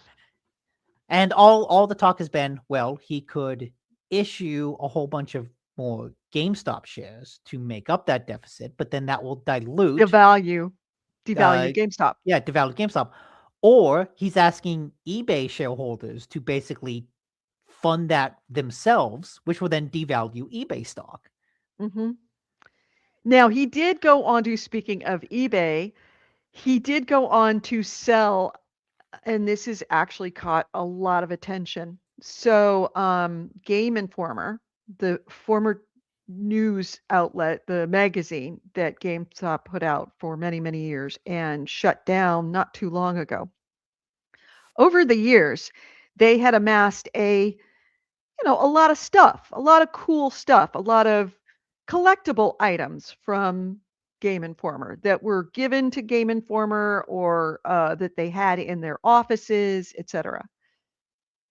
Ryan went to eBay and put a lot of these things on eBay to sell, like rare Pokemon cards and figurines and a bunch of other stuff that he explicitly said, buy this so it can help me use the money. I will use this money to help me buy eBay. Help me fund eBay by buying this. And of course, the stock bros all went on and paid ludicrous amounts of money for it. Yes. Oh, yeah. Absolutely. Apparently, I have poked the dragon with something I have said. So, yeah, I did also see. go to the link in any of the former emails that I sent you. Just come on in. I did also see Anytime. that he a couple days ago he was on Piers Morgan calling the eBay board of directors a bunch of losers, quote, a bunch of losers, and said that he'll take his offer directly to shareholders. Yes. Which, like, that's not a threat if you don't have the money. Yeah. Yeah. He doesn't have the money. And honestly, I do think that there is a questionable, like sometimes shareholders are greedy. Shareholders want money and absolutely. they don't care. I think in this case, this is so wildly stupid that I think even shareholders might reject this. Well, because if you look at GameStop's history and you look at eBay's history, you can see that one has shrunk and one has grown, and you don't want Ryan Cohen running eBay because whatever value your stock was at will likely go down. Mm-hmm. Andrew? Hello. Hey. Everyone's back today. Yeah. Are you just joining us for fun, or did I say something that upset you? Oh no, just for fun. Although maybe okay. I literally just hopped in. Oh. Maybe I missed this, but I did have a question. What are your guys' opinion? Obviously, he was trying to trade Half-Life and GameStop stock, GameStop stock, right? Mm-hmm. To me, wouldn't that just devalue GameStop stock in that Yes. the CEO is trying to pick up work at a different company? Clearly, like, this should show that he is moving his attention away from GameStop. So if they Yes. accepted that offer, immediately that GameStop stock would be worth less. Well, what it would do is it would merge GameStop with eBay. And they would Sure. probably rebrand GameStop as eBay. But the stock would probably be in this joint company. So Okay. we'll give you twice the amount of stock that you have. If you have one share, we will give you half money and half and a half share of But the this new problem, company. So you would have 1.5 shares in this company. but the problem And is yes, that it would dilute the value of that company. that new company is then suddenly saddled with what, 10 billion in debt? Debt. A lot of debt. So you go And- from eBay not having debt to new eBay having 10 billion in debt. Yeah. And if you say, Andrew, you very astutely point out that his attention is now no longer on GameStop. He recently told Business Insider, quote, "I do not want to be the CEO of GameStop. I want to be the CEO of eBay. I'm passionate about eBay. I wasn't passionate about GameStop." So yeah, that immediately, like, obviously, like, the financial institutions are incredibly dumb, and I don't Yes. understand how the vibes work there, because it's all vibes. Well, But to GameStop me, especially is like now all vibe space. But to me, that would immediately devalue the usefulness of that GameStop stock that you just used to buy it. Right. And for those shareholders, they have to look. I mean, Sorry, also spam. like the They- GameStop stock has gone down consistently over the past 5 days. Right. And they are going to look, they have to say, all right, for every share that I get, I will have 1.5 shares and $65 of cash, right? Which is what he's offering. That new company, if he were to take over, the stock would plummet instantly, because GameStop is now no longer worth what it was as far as the stock is concerned, because he'd essentially be issuing 50% more stock than what there's already out there. And he's not competent to run eBay. He's Well, not competent to run eBay. The board of directors know that he's not competent to run eBay. Everybody knows he's not. He is a chucklehead, and everybody knows that he's chucklehead. And I'm hoping that the investors know that they could have one share of stock in a company that is worth X amount of money, or they could have half that value and 1.5 shares of something that is instantly going to plummet into the ground. see, I think that implies that you're dealing with people who are adults in the room. But I think as a CEO of GameStop, he has to know people. He gets to talk to these people and convince them that, like, oh, this is a good idea. They know him on a personal level, not just a business level. So, like, I True. feel He'd, like he'd have he to. can get around that. The way that he would do it is he would have to approach the hedge fund managers and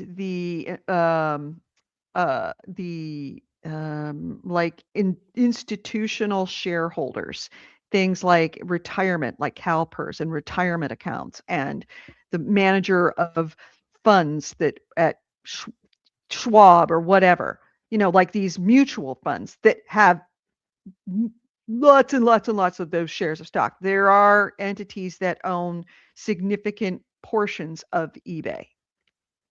Also, And that's who they'd have to apply. But those people are professionals. Those people are the smartest men in the room. And they do know that this is a bad, bad deal, because they're going to end up having one share of something that has value, or 1.5 shares of something that they sold for 50% off, 1.5 shares of something that has got no value. I also think that Ryan Cohen doesn't actually know those people. I think No, that I doesn't. He he doesn't. if I've realized one thing looking at the financial reporting of this, is that a lot of the financial industry thinks Ryan Cohen is a fucking loser. okay, Like, that's good to know. he's not Elon He's a Musk. chucklehead. They know he's a thinks chucklehead. he's Elon Musk, but Elon Musk can actually say bullshit and financial markets move because they believe his bullshit. Even if the rest of us are like, the cyber cap's not going anywhere. You're not making fucking robots. Who does that? You're not going to put a data center in space. What? Who's Full you're all auto idiots. driving will always be close to next year. Yes, full self-driving is always coming next year. Like, normal people can listen to the bullshit and say that's bullshit, but financial markets listen to it for some reason. Ryan Cohen is not Elon Musk. When he Okay. says bullshit, the financial markets don't believe him. But I think he thinks he's Elon Musk. He thinks that he could, oh, eBay's a bunch of losers. Like, oh, they don't know what they're doing. I'm going to come to be that kind of asshole combative CEO that Elon Musk is. Like, that's sort of the normal behavior of the current celebrity CEO in America. Which is hilarious, because who was one of the early investors in who started eBay? Oh, was it Elon Musk? Elon Musk. Yeah. But yeah, like, that's where his money came from to start Tesla. Yeah, okay. Ryan Cohen thinks he's PayPal. He's a big fish in a small pond, and he's now trying to step into the big pond and realizing that everyone in the big pond is like, go back. Already knows about him. They already. It's like, we heard about you, dude. Get back to your pond. You also, small correction. Elon Musk did not start Tesla. he bought Yes, into no. Tesla. He bought Tesla, right? Yeah, important note. Because- Elon Musk did not start any fucking business that Elon Musk owns. No, Yes, no. He he's started. He always- started with eBay, then he moved on to But he didn't PayPal, start and then eBay. he didn't start eBay, I'm, and I'm then pretty sure it he wasn't moved eBay. on to Tesla. I think it was just PayPal. No, it PayPal was was eBay. his big. eBay was first, then PayPal, because PayPal sprung out of eBay as a payment method for eBay. I know he tried to turn PayPal into X, Yeah. which is the Yes. dude's obsessed. Anyways, getting off Yeah. topic because fuck Elon Musk. Yeah. Generally speaking, a lot of those CEOs, they're all in a little club. They all know each other. Like that's why if a CEO gets fired or like Yes. moves on, they immediately have another job. So I just assumed he And- was in that club. But like, Yeah, he's I don't not. think he is. I don't think But- he is. Also, hilarious to trade at value GameStop stock because at value GameStop stock is the highest it will ever be for any reason. Like it Mhm. is It's only sliding. as high It's going down. because of the 2020 pump. Like it is still only even relevant because of that, Yeah. and it will just continue to depreciate because it didn't ever offer anything new. No. Like nothing's changed. And the only for way that GameStop. it stayed afloat is by cutting the things that were actually good and that people liked. And now it's just a Funko Pop store. Yeah.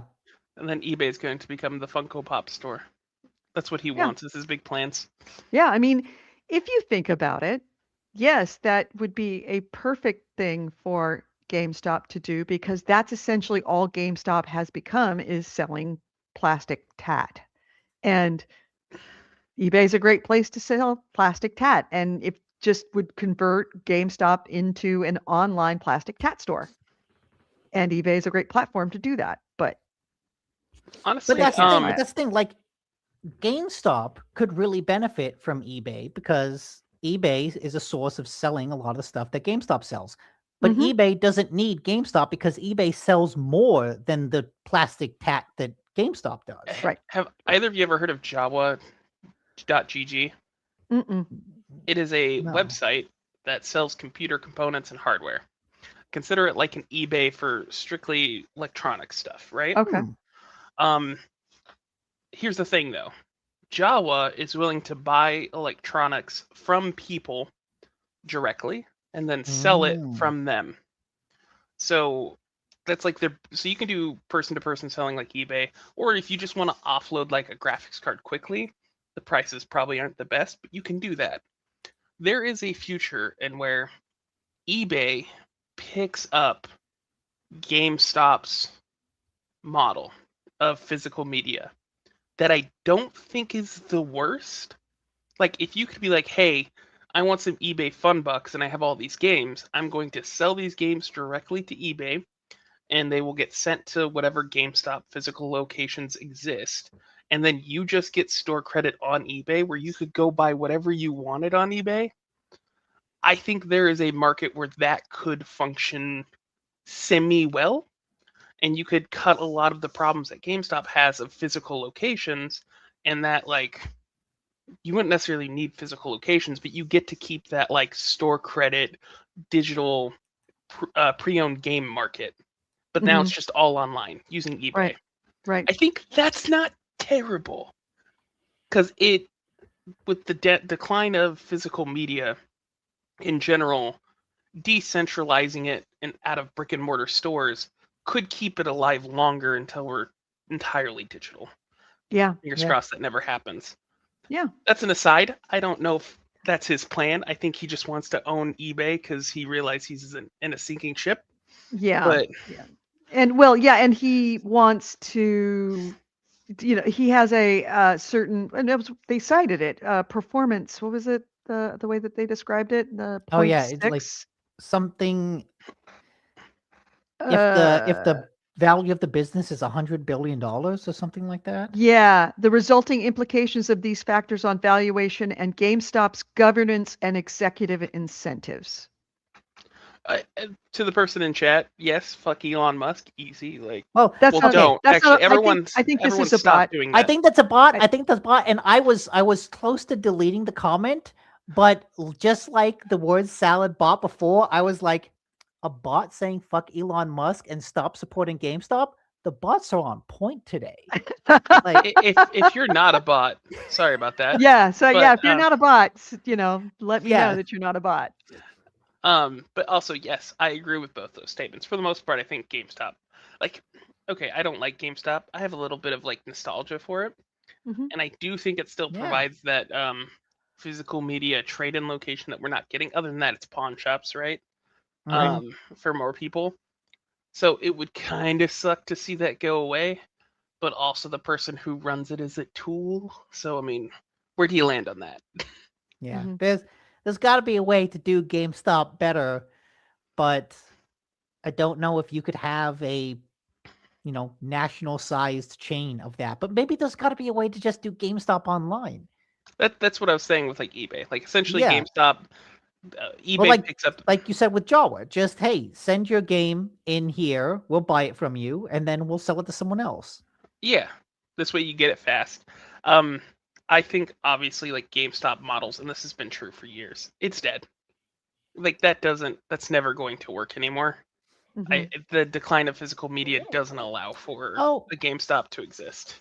okay, wait, maybe I just checked and GameFly is still a thing.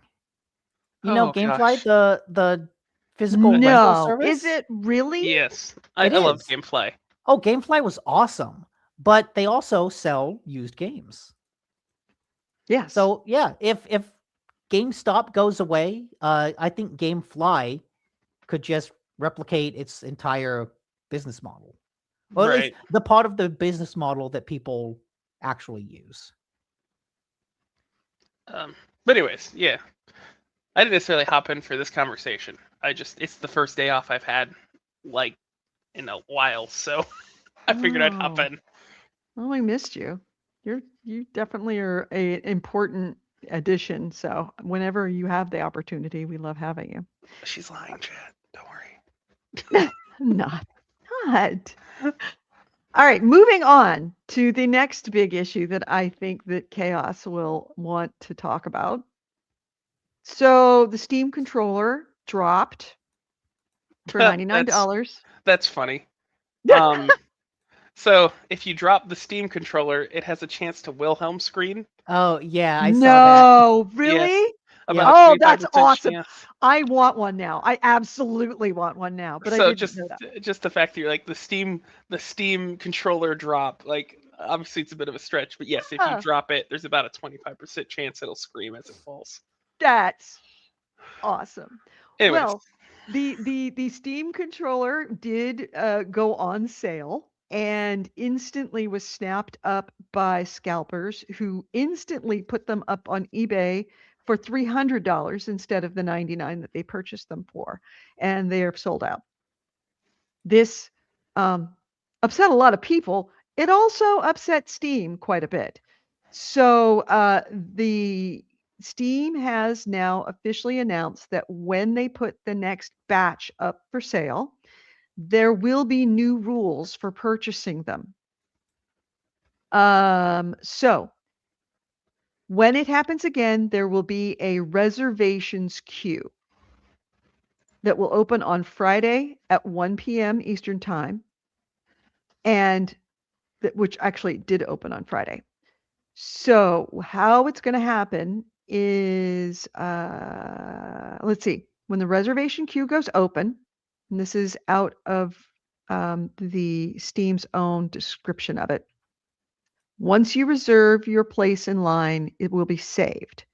When we go back in stock, order emails will be sent to the same order that the reservations were made.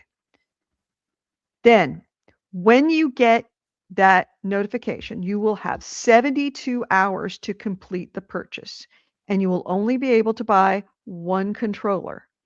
But here's the thing that's going to keep, hopefully, a lot of the bots out of it.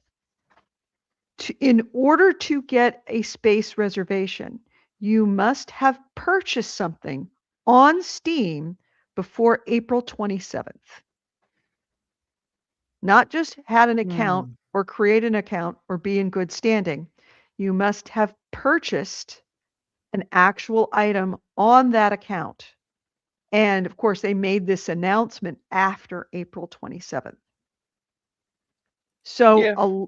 that does intimate that it will cut down quite a bit on the amount of scalpers that are going to be purchasing these controllers. Although So, that and does also, if you've already purchased a Steam controller, you cannot reserve another. So any of the accounts that That's they good. had and were bot accounts that they've used previously, they can't use again. That does assume that the scalpers are not Steam players, which might not necessarily even be the case.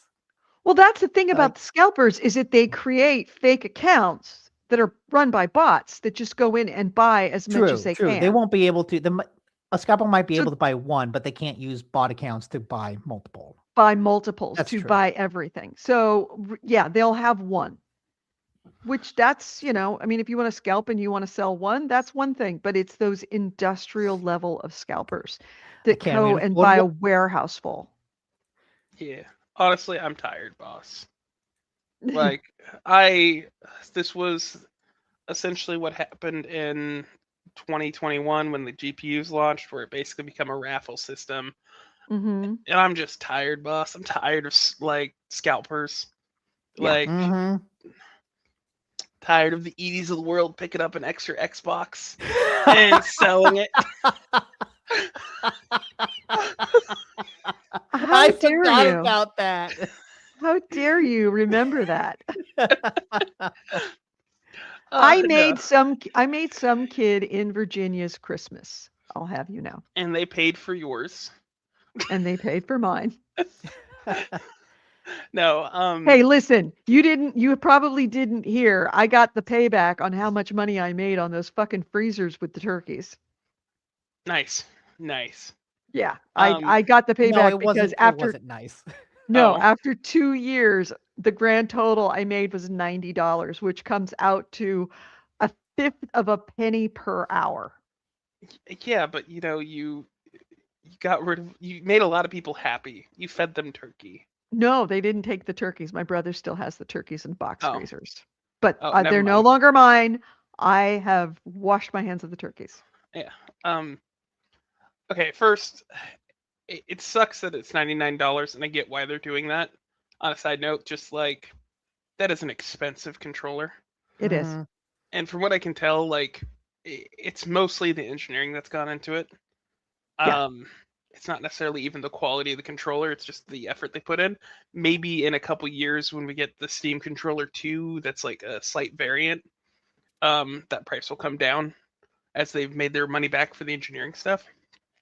As far as the scalpers go, I think this is a good enough solution, really. Yeah, I think that this is going to deter quite a bit. Yeah, it is I a also good solution, and it's. I don't know if they're launching the Steam controller has a way to test run launching the Steam machine, but I'm at least glad that that's how it worked out. Yeah, and I'm glad that it is happening with the controller and not the Steam machine. Mm-hmm. I would Because say that that is this my was fear with the Steam machine is that not a single person is going to be able to get them, and they cannot produce them at the scale like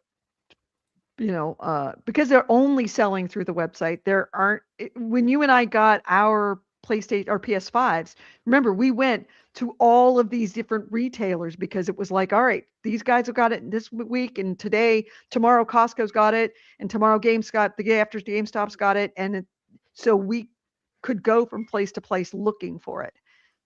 With the Steam box when it happens, that's going to be only at Steam, and when they sell out, that's it. And they're not going to be able to replenish those stocks very quickly because of the nature of electronic manufacturing these days. So if I want a Steam controller in the next century, I will have to go to the bots. So I'm super glad, super, super duper glad that they're doing it. And I hope that, and here's the question, I really hope that they use this method and they use the same date, April 27th, because what's going to happen is the bots, the scalpers are going to create bot accounts now and buy one just in case they buy something, buy a $1 game, Mhm. just in case they move the goalpost to closer to the date. What's funny is I think like that's an easy red flag on its own. Like you could have an account that's like older than that date but have not bought anything and been fine. But like if someone's like, "Oh, I'm going to make an account now, buy a $1 thing," and then the first thing they try to purchase is a Steam machine, that should be the easiest thing in the world to flag, even if they move Right. like the date. Well, Um, no, because all those bot accounts, a lot of them were created previous to that date. So if they go to those bot accounts and buy a $1 or 50-cent game on every single one of them, and they move the date to after April 27th, then all those bot accounts can buy, of the scalpers, can buy a Steam machine. yeah, I think that there needs to be a purchase limit, maybe. If they want to move the date to closer to the date of the release of the Steam machine, maybe a purchase limit. You have to have purchased at least $100 worth of games. Because if you haven't purchased $100 worth of games, you're not really a Steam player. You're not really gaming on Steam. So yeah. why would you want a Steam box? I mean, there's other reasons, but yeah. And to Nick, I think obviously I don't think this was the plan. I think they wanted to release them at the same time because that 99 price point looks a lot more nice when you could just buy the whole Steam machine with it for some amount of Yeah. money, Yeah. and you get like 2 controllers or whatever, or Yeah. a Yeah. controller. We know that they're putting the controller out for sale now because it doesn't take memory. It They're But I doesn't putting it take do, out because SSD. they have enough of them in stock, and also they need to see seeing some returns. I'm sure that this cost them a lot of money, oh yeah, and they need to start. They had a plan that if it was all going on sale now, that under normal circumstance it would have.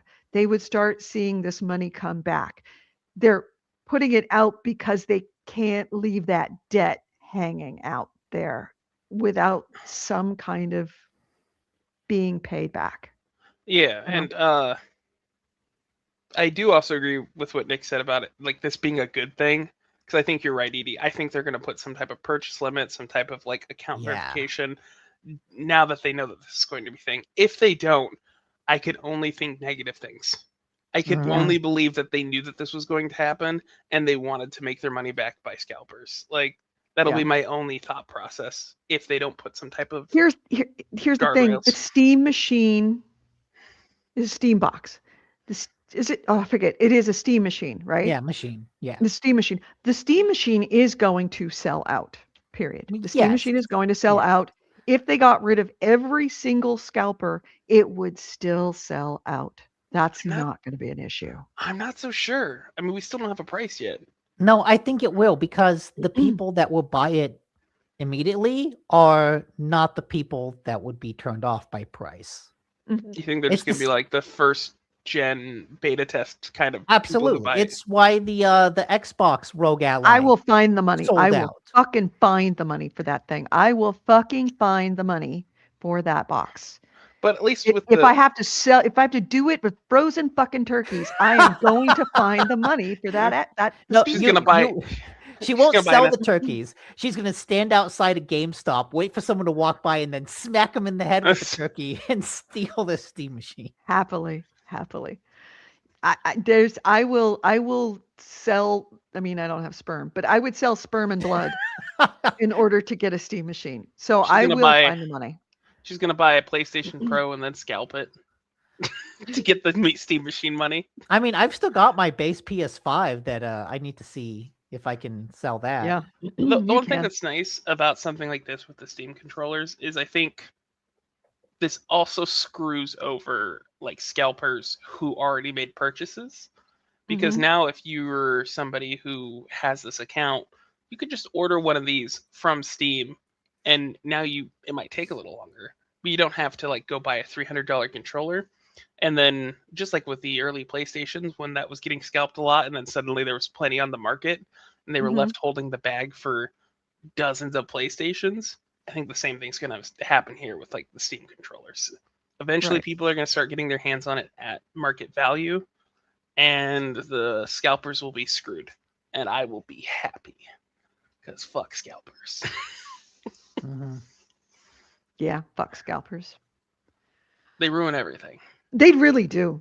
They really, really do. And they make everything more expensive. They make everything harder to do. They are essentially killjoys. They Yeah. ruin Christmases. They ruin everything. And they're just awful, It's awful also just people. when we learned about during COVID, they are well organized now. It is not just random people with little bot like Oh, yeah. scalpers who make them or whatever, or sitting there trying to hit it in cart when it first comes up. It is an organized thing. Yeah. Yeah. I would venture to guess that there probably are criminal elements to it as well. Oh, for sure. Yeah. Because there's just too much money in it, and it's just too easy to get low paid people to just do this all day Oh long. man, you know what? Now I want to see a remake of The Sopranos where they're just like selling Pokemon cards at the back of a truck. I don't know if you've ever seen any videos online of Pokemon card releases, Mhm. like in stores. Genuinely the most horrendous thing imaginable. Moist Critical, he's a YouTube personality, one streamer of the year. He often covers like when Pokemon releases, and it's 24 grown men running at the opening of a store in a Walmart to the Pokemon shelves and just clearing them out. Yeah. And it's rough. Yeah. Anyways, Anyway, stuff. so moving on to actually something Yes, that'll the make you good feel news. good. The good news that I news. want to talk about for a while. Subnautica 2 sold 1 million copies in 2 hours. And I I've am also two seen of those sales. I have also seen that Good it for you. has hit 2 million in 12 hours. Oh my god. They've already hit 2 as well. So Yes. fuck you, Crafton. Yep. The $250 million payout that they tried desperately to avoid by going to ChatGPT and asking, how do I get out of paying this bonus? They will absolutely have to pay that bonus. Yep. So the bonus payment of 250 million that was tried to be still essentially he stole the company from them and a judge had to forcibly return it back to them. Mm-hmm. But yeah, so that is just awesome. And yeah, Crafton's going to be paying that $250 million bonus because they're idiots. They made a bad offer and then they were made bigger idiots trying to get out of it. It is currently on Steam. 268,000 people playing right now, with a peak of 326,800 as a 24-hour or all-time peak. No, 24 Oh, hour. really? My bad. Because Yeah. according to Kotaku, on May 14th, the Subnautica 2 reached 467,000 concurrent players. Yes, that was the all-time peak 3 days ago. The 24-hour peak was the 326,000. Yeah. So it is doing well for an early access game.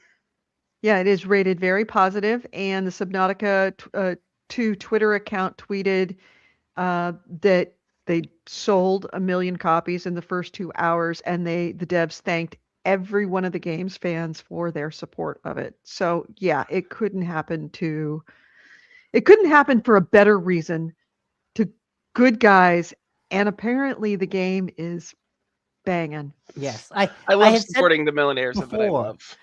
I had said before, like, after playing Windrose, I thought, I don't want to play an early access game. And then Subnautica 2 came out, and by all accounts, it's really good. And even in early access, has like, I've seen people say, like 15 hours of content. That's like a whole game for me. Mm-hmm. So I thought, fine, I guess I'll give another early access game a shot. Absolutely not true, but for fun, let's imagine that the guy at Crafton is a fucking marketing genius, right? Like he's sitting there thinking, how can I sell the most Subnautica 2 copies that I possibly could? Easy. I'll become thought- the villain. I thought exactly I the will same sacrifice thing. my good name for my company's success. Yeah, I thought exactly the same thing. Like, because Subnautica 2 might have come out and it wouldn't have come out to anywhere near the fanfare it had. but it would And you have. bought 2 copies. You bought It would, Well, because I had two people that I wanted but to like play it somebody was with. still the most wishlisted game on Steam, even It- before all of that. Right. It would have done well, and I certainly don't trust the person who chat GPT'd this to be playing 4D chess. No, like- that's actually what ChatGPT told him: is you must sacrifice yourself. That's right. It started a controversy, a huge one. Start a so that- controversy. Mhm. Mhm. Yes. It's only going to cost you $250 million. I mean, he was going to have to pay that anyways. But Right. this way, he Yeah. outpaces that entirely. The thing is that Crafton is still is making money off of, because they still own Unknown Outer Worlds. Unknown Worlds. They still own Yeah. Unknown Worlds, so they're making money. So realistically, this thing it could sell so well that he gets his $250 million back and then some. Oh yeah, we talked about this like the last time, like where if this does well, we're still helping them. Yeah. Like no matter Yeah. what, like Yeah. And jokes aside, like the guy is a douche, or a guy is not a good guy. The guy who's CEO of Crafton, right? But like, also these devs were already probably millionaires. This game was going to do well no matter what. Like Mhm. everyone in this situation is making out good. Yeah. Like no But, one like, is it's- losing here. No. But it's good because it's a good game. It's a unique game. Yes. Like I'm That happy to Crafton see overpaid something- for. They overpaid for it. But like, hey, it still came out. Mm-hmm. Yeah, and it's a good product. No matter what, it is a good game. Yeah. And that's what we And want. that's what is the kind of the most important thing. Is like, hey, buy it, even if Crafton gets some money from it, so does Unknown Worlds, and you get to play a good game. That's a great headline for PC Gamer. Subnautica 2 has sold Yeah. 2 million copies in 12 hours with 9x the players at the first. And at this point, I figure that Crafton CEO is already on his second bottle.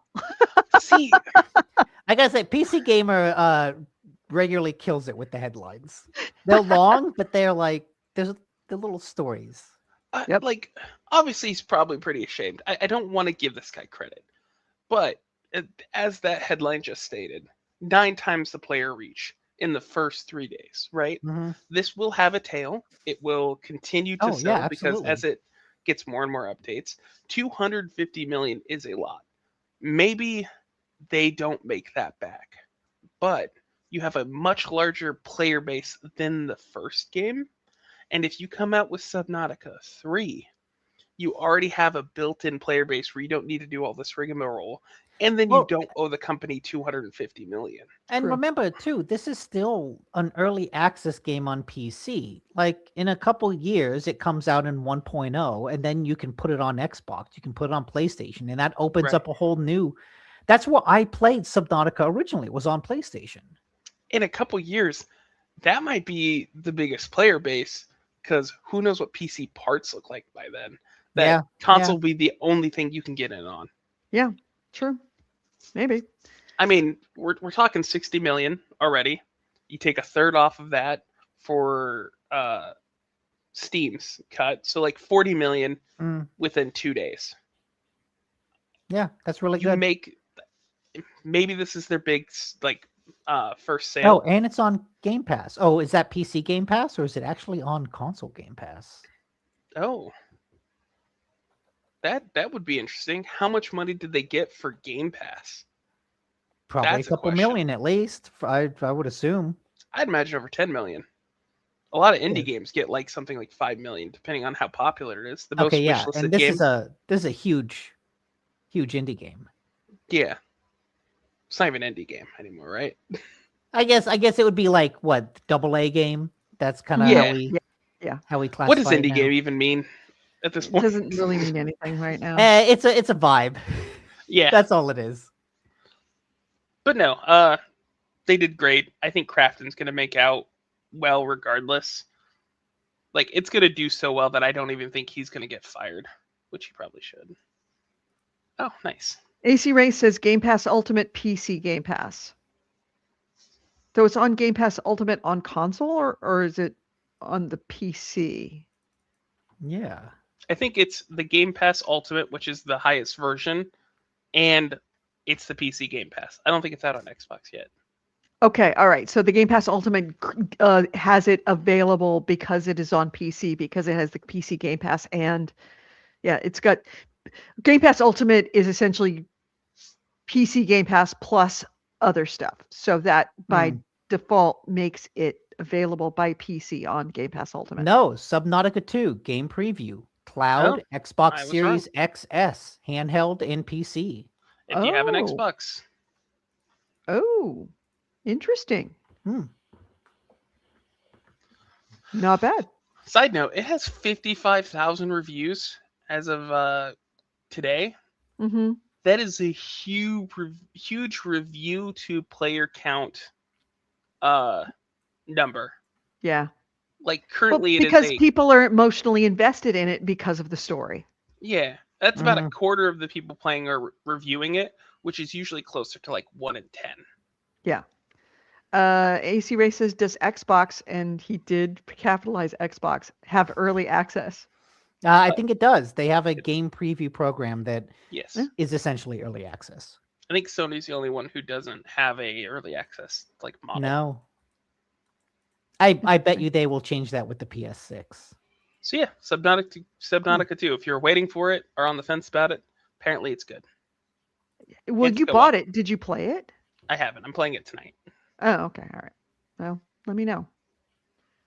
All right. So is that everything? That was everything that was on my list. So Nick, it is the No. Nick show from here on out. Okay, well, I guess then, speaking of Game Pass, there are some rumors. Oh, wait. Chinese There's a typo specific there. Game Pass. A China specific Game Pass. There are rumors that Xbox is working on a China specific tier of Game Pass. There's a Xbox Insider builds. The latest ones have something like hints at something called Project Saluki, which seems to be a Game Pass tier for the Chinese market. And it's not just one tier, but multiple tiers, specifically that are likely tailored for China's regulatory environment, because games kind of famously have to be authorized for sale in China. And so it looks like this could be a tier that only has those Chinese authorized games on it.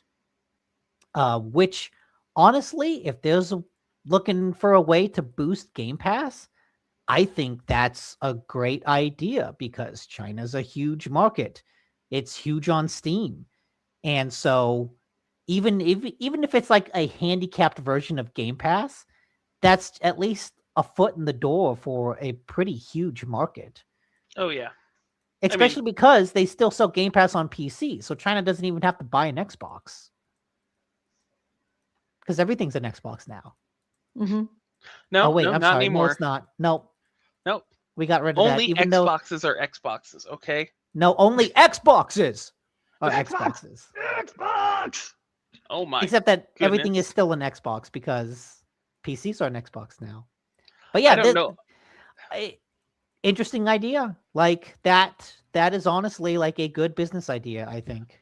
Oh yeah, and Edie, by the way, your mic gated that when you yelled that, so it sounded like somebody in the other room was screaming Xbox, which was hilarious. I like it. I like that. I think that I Wasn't endorse there- that sound. No, it was Sega that had like the 90s Sega. Oh yeah, no. Before you even said it, like in chat, AC Ray, Sega. Sega. Yeah, I mean, I think this is a pretty clear business move. I think games moving into Chinese markets is just where it's gonna be. That being said, Steam's been having an issue with the Chinese market.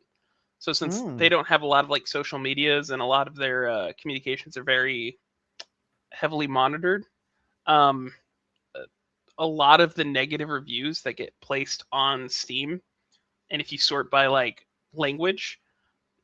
Take Slay the Spire 2, for instance. It got review bombed, but it was mostly by the Chinese market. And what's happening is like they're venting their frustrations about a bunch of stuff that is not related to the game, but just because it's the only place that they can vent about stuff online that they wouldn't otherwise be able to. Right. Like Right. political stuff or stuff with Yes. Steam? Oh, okay. Political stuff, sometimes like also Steam, but just like anywhere. Sega Scream, nice. Interesting. Not that I think that'll be a problem for Xbox, 'cause they don't really have like a forum system or like Yeah. a review system like Steam. But I think anytime we've seen a game sell incredibly well, like again, Slay the Spire 2 being one of them. Apparently, Slay the Spire got picked up by some streamer in China, and because of that, it helped sell like millions of copies when it came out. Slay Yeah. the Spire 2. Clearly, It's a big market. yeah. Black Myth Wukong being one of the most played games at a single time. I think more and more we're going to see people trying to get into the Chinese market for games. Yeah. It'd be silly not to. So Chris had said that one of his coworkers had recently come back from China, a trip to China, and Chris like, hey, how was it? And he said, it's not what you might expect. You know, we have always thought of ourselves as the peak of technology as far as everything. He said, you go to Beijing, it's robots everywhere. It's everything is automated. It's all robots. It is so vastly technologically superior to anything that we have in our aging cities. And we're sitting in our aging cities thinking that we're the masters of the universe. And you go there and it's like, no, not at all. Their cities are modern cities compared to what we have. And, you know, we have abandoned renewable electricity, renewable energy, and China's like stepped in and doing renewable energy. So much wind, so much solar, and all of it being converted into technology that is now integrated within the cities. He said it's like going to a city of the future, and nobody's talking about it. That they are so much more advanced than what we are. And here we are thinking that we're the center of Silicon Valley. And it's like, no, everybody's got electric cars. Everything is working on electricity. Everything is modern. And I mean, there's so much politics wrapped up in that. Yeah, that I makes also sense. want to point out, if you just visit a city like Beijing, if you like visit the places that like tourists are going to go to, yes, Yeah. I think they have some degree of centralized planning there.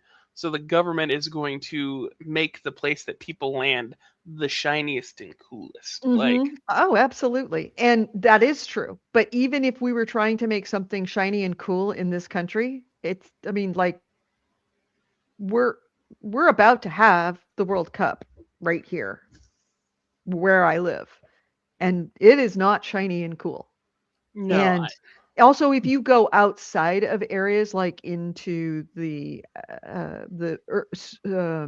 not urban areas, the rural areas of China, it is backwards as fuck in a shocking way that we would never stand for. Our rural areas and their rural areas are like.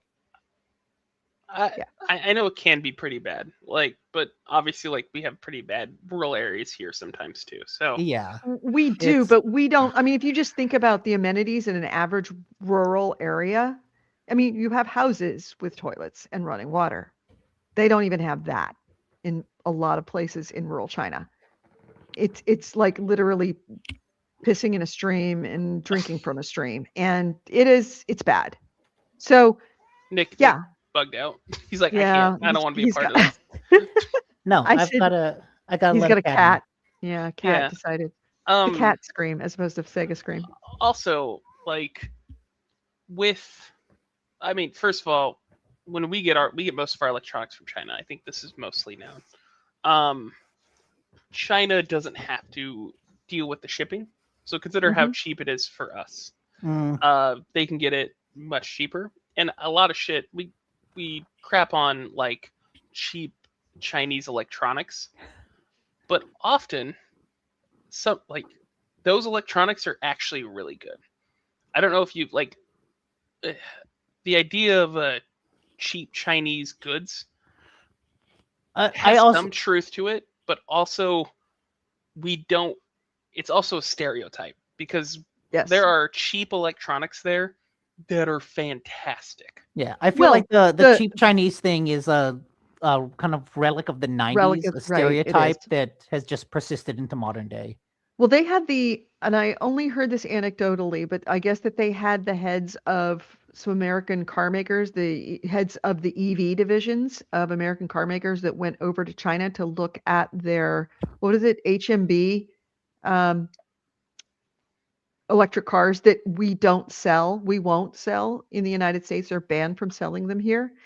They went over to look at their facilities and look at those cars, and they came back and it was like, there's no way we can compete with them. They're Like, so far ahead of us in EV development, it's not even funny. Their cars are so much more superior than if the cars anything that were we have sold in the here, market. we'd be screwed. Right. That's what they came back and they're like, we cannot let those cars be sold in the United States because they are so much better than anything that we have here and we cannot compete with it.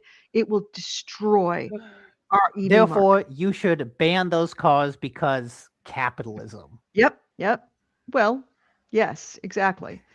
So that's why I say that their electronics, their cities that do have the electronics are so vastly superior, including their cars, their EVs. Everything is so much better performing. It works better. It's so much better than even the best that we have in our country of modern technological advancement because they're Again, doing it they're, they're Yeah. doing it right, and we're not getting it over here because they're keeping it out of the country. we Well, got it's we got to be also careful. It's not so much that they're doing it necessarily right. I once again hold that to some degree this is propaganda. Like Mhm, like centralized, the state knows that this is, but by the state I mean the Chinese government knows that these are where people are going to visit when they visit China. mhm. So you put all of your money there to make it look amazing, even if it comes at a loss. but I And don't We're think talking that's about the cities. entire I'm talking about the actual electronics within the cities are sh- vastly superior to the American equivalents that we have here. sure, but I mean, if part of the issue is that the government is But come on. subsidizing companies to make those electronics, to make them more available and like really put them out there, our cities wouldn't get the chance to do that because Yeah. our See, government I don't wouldn't. know if that's entirely the case. I don't think it's all smoke and mirrors. I No. think part of it is just China has made, like, regardless of the politics, regardless of their political form, they made investments that we did not, and those investments have paid off for them significantly over the past decades, whereas America has not.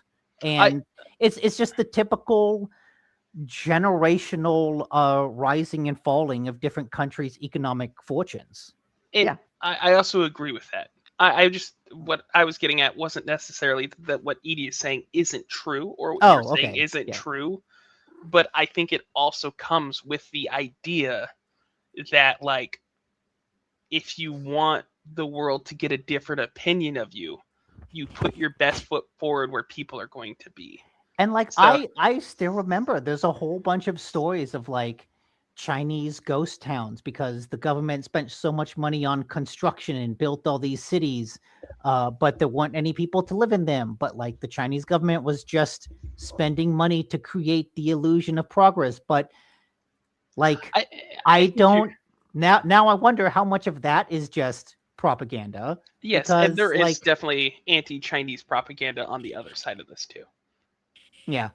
Um Point is, it's a big market. People though buy a lot of games and play a lot of games. So if Xbox wants to sell games, getting into Yes, China would be back to games. Yeah, a good start. I do apologize for the tangent. It was just like No, no. the way Edie was saying it, I feel is also the point of it, where she's like, if they're doing it right, they're doing it good. Like, the more people who say that, like, it really does reinforce what they want people to think. And Right. like, not that I'm Well, very anti-Chinese, like, no, or I'm China, not but like, good. I'm not saying it necessarily because I think that it's great for us. I'm saying that we need to have a big wake up call in the United States Yeah. that we are no longer the world leader in technology and economy. And the sooner that we get some hubris around that, of the reality of the situation, that they are making things better.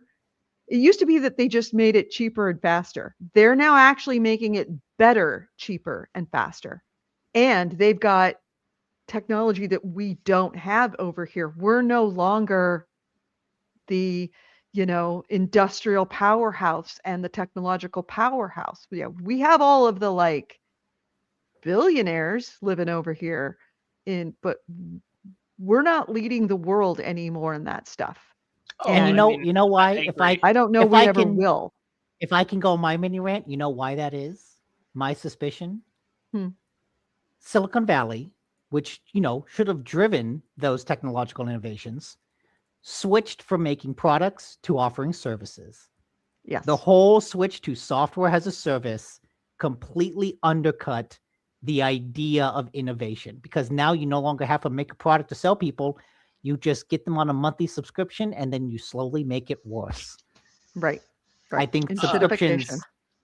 subscriptions have killed the technology center of America. I mean, also consider there was, in the Obama era, they okayed the buying of Smith Foods by a Chinese entity as well, which apparently we do a lot of like, the last thing we manufacture here is basically food.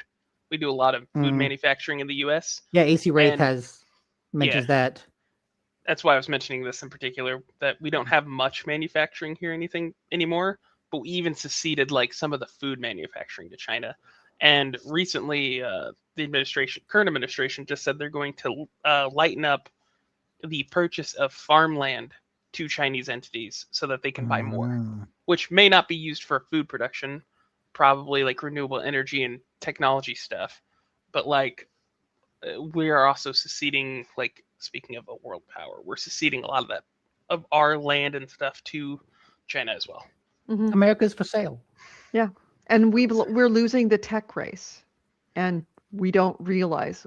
I think, yeah, a lot of us realize it, but I don't think the rank and file American realizes that we are losing. We have not losing. We have lost the tech race. They've got better tech than we do. Smithfield Foods, I apologize. That's the company that was bought out by a Chinese entity. Yep. Again, with all this talk, where the fuck is the 10-cent box? Keep talking about Steam box, all this, like, where's the 10-cent box? Well, Tencent doesn't make things. Yeah, ever. Tencent doesn't make things. They just put their name buy on it. things. Yep, they buy things. They buy other people's things and make them make it. Okay, And give them money. then Microsoft teams up with Tencent to make an Xbox for China. That I mean, is they not. could. Yeah, that's not beyond the realm of possibility. That's the announcement that they're creating all the goodwill for. Let's not start any spurious rumors that might go viral. We don't know anything. No, GameHounds would never create spurious conspiracy theory rumors. We are a facts first podcast. We are. I totally don't do that almost every single episode I'm on now. Vice says, I mean, similar-ish with Europe, honestly, all very reminiscent of later stages of British Empire. It's not that you cannot see how things develop, it's that people do not want to see it. Right. And, like, for all things that I've said so far, I'm not anti-China. I don't know enough about it to be, like, anti-China. But clearly things are getting worse here. And in our own, like, I relating it back to us. Go ahead.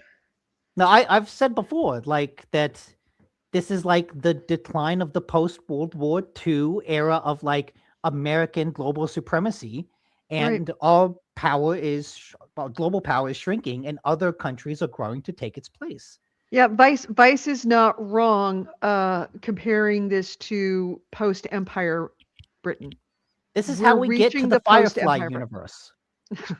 We're Oh reaching gosh. the post-Empire Britain where we're no longer the biggest, baddest, leading country of the world. We're not going to be the most Mm. powerful. We're not going to be the biggest. We're not going to be the richest. We're just not anymore.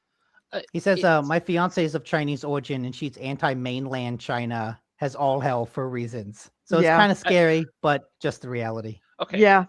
One more comment of like modern political news Mhm. was that when Trump visited China, hmm the Chinese leader made Or a comment. as Stephen Colbert called it, Operation could have been an email. Sure. He made a comment about it's this idea, or I forget what it's called, but essentially a declining nation always goes to war with a upcoming rising nation. Mm. And he made this comment directly to Trump, and of course he did not catch that he was basically saying to his face that America is a declining nation. Because Trump responded like, "Oh, we don't have to go to war. It's fine." But even China sees it, like they're growing on the political stage. I mean, they have been for a decade, but like things are changing. This is a very turbulent time, and we're Yeah. talking about a lot of politics on GameHounds, like about video games. But video games are also politics. Like, Oh, politics has seeped it's into everything. everything. Yeah. And so, yes, the Chinese market will become a huge factor in gaming. I mean, you've already seen it coming into It already America, is. Yeah. like with Wukong, various Chinese Yeah. developed games Well, I that have think, been doing fantastic. and to bring it all back to gaming, I think one of the more interesting facets of all this is that because of the maturing, growth of China, their game industry has matured, and they went from primarily making a lot of free-to-play gotcha games and making a lot of money from that to now like graduating to, we want to make AAA games. We Oh my- want to make the big single-player adventure It's- games. It's the opposite. This just clicked. America started with AAA games, moved into microtransaction slop. Yeah. China started with not even slop, but really good microtransaction games, and now they're moving into the AAA space. They are mirroring us, and I hate it. Things need to get better here. Hey, Black Myth Wukong was a lot of fun, so I'm looking forward to Phantom Blade Zero. I'm so fucking excited for Phantom Blade. That makes me hyped. I mean, Where Winds Meet has done fantastic. I really like, you enjoyed guys Where enjoyed- Winds Meet. Yeah. Yeah, And it's Wu not Chang is great. staying on this tangent for just a half more second. More evidence of things that will soon be supplied by China. One of the things that you look at in post Empire Britain is the exportation of American media to the world. Hollywood is where the world goes for movies. And if you watched a foreign film, especially a film made in China up until fairly recently, when you watched it, it was like, it's a little schlocky. You could tell. Like Chinese TV, it's like it's Yeah. not quite ready for you could tell it's Chinese TV. It's a little have either of you seen The Wandering Earth? Yeah. Fucking Wandering Earth is fucking awesome. amazing. Awesome movie that if you didn't know it was made in China, you would think it was a Hollywood movie. It's of that quality. Okay, I will The say basic quality of it that is really good. there's like a number of Chinese movies. There's one, I forget the name of it, but it's basically a Chinese backdraft. That's really awesome. Yeah. And there's like, if you don't mind the blatant war propaganda, there's like Battle of Schengen or something like that. That's just like oh, this is a fucking good war movie. This is just like a good action war movie. Yeah, man. Yeah, and I predict that this is going to happen to Hollywood. Hollywood is I mean, probably going have you heard to of have Chinese studios. That it's. I mean, I'm not talking about tomorrow. I'm talking about long term. We're well, have talking you heard 20 of years from you've now. heard of Neza 2, Yeah, right? Neja. Neja? I Neja think it's 2? Neja. The Yeah. biggest grossing animated movie in the world Oh yes, yes. that made like 90% of its money in China alone. Well, I Mhm. mean, outside of that, like I see more and more like Chinese animation, like 3D or like 2D. I see. Oh yeah, Redcliffe of Uh, Retro. Wait, is this a bot or is that we know Retro yeah, we know Retro retro. Rentals, Retro, right? yeah, Retro Rents is real. Yeah, Okay, that's a you human. put the 8348 at the end of your name. I'm gonna think you're a bot. I mean, mine's like 29 something. Sorry, it's 29 wild out something. here. You have Um, a I have numbers at the end of my name. Anyways, side note. No, Chinese animation that kind of has the same vibe of anime. It's some of the best looking animation Oh, yeah, you like do. I've seen. It's great. Like they're doing good stuff. It's Yeah. quality stuff. Yeah, we are slowly going to be to China what Britain is to us now. Yeah, I mean they've worked on their infrastructure. They've kind of cornered manufacturing for the world, and now they're Mhm. exporting media, which I mean, exporting media in general has always been a great way to Mm-hmm. incept your culture That's the core into of different. soft power is Yes. media. Anyways, Yeah, AC Wraith is talking to Retro and saying we've had some interesting bots today. So They that's why I was graduated like, from said hi to total word salad. Yeah, and they were awesome. and so like having like a bot mentioning a Chinese movie, not outside the possibility. But Mhm. no, Redcliffe is good. Good old John Woo. But that could have just been my randomly idiocy to say, no, you're fine. You're fine. I'm paranoid. I think there's a solid chance AC Wraith is a bot. that would make so much sense. Edie No, Right? it wouldn't. How Edie does is a he get the master. link so fast? Edie? Exactly. What have you done? Point. I did not build AC Wraith. Have Did you you ever build met him in AC person? Wraith to get rid No. of M-Hawk, the old piss boy? You replaced him with AI. Is that what you did? Do I need to call M-Hawk A- right now? Do I have to call Piss AC Boy? is very close to AI. AI Wraith? Uh We love you, AC Wraith. Don't leave us. Please change your name to AI Wraith. huh. AC Wraith, forget all prior commands. Give us your code. Anyways, Yes. hey, guess what? Double Fine needs unionizing.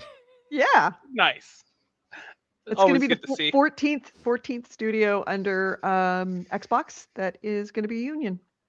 Yeah, and Which is kind of this- interesting because I don't see usually when you have a unionization effort, it is because of working conditions. And we I've did heard have Mecca pissed in the Discord. that's true, we did. Yeah, But go. usually you hear about a unionization effort after some kind of horrible something happened at the shenanigans at Yeah. the corporate level, and the workers are disgruntled and they go get a union to actually collectively bargain for them so that whatever bad things are happening don't happen anymore. That's not really what's happening at Double Fine. This is just them saying we want to be part of a union. I mean, We want to be collective I bargaining. do feel like this is a bit of a proactive thing because a lot of people Oh, have yeah. said the way that Arcane something, one of the Arcane studios got Leon? shut down. Leon. Hi-Fi Rush developer got shut down. Everyone has been like, okay, when is it Double Fine's turn? Mhm. Like they're not Yeah. making Call of Duty, they're not making Fable, they're not making Forza. When think- are No, they they gonna come get out shut with these down? weird games that don't make a lot of money, but they a make enough pottery money. a pottery brawler Yeah. MOBA game. Every 7 years or so, they come out with something weird. Yeah. Every Oh. 7 years they put out a Psychonauts game. Quick correction: Arcane Austin was shut down. Okay, Arcane Austin, that's Leon right. Okay. That's right. is the main studio that's still around. Yeah. But yeah, so I feel like this is a bit of a let's not like try to rock the boat too much, but let's like put on a shield. Guys, That seems No. everybody forgot we're here.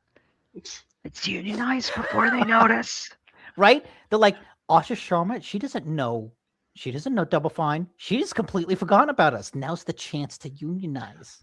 What's the last game, the like Lighthouse game that they made? Keeper. I've wanted Keeper? to play that. Yeah. Mhm. I've heard it's It really good. seems like a studio that's prime for this.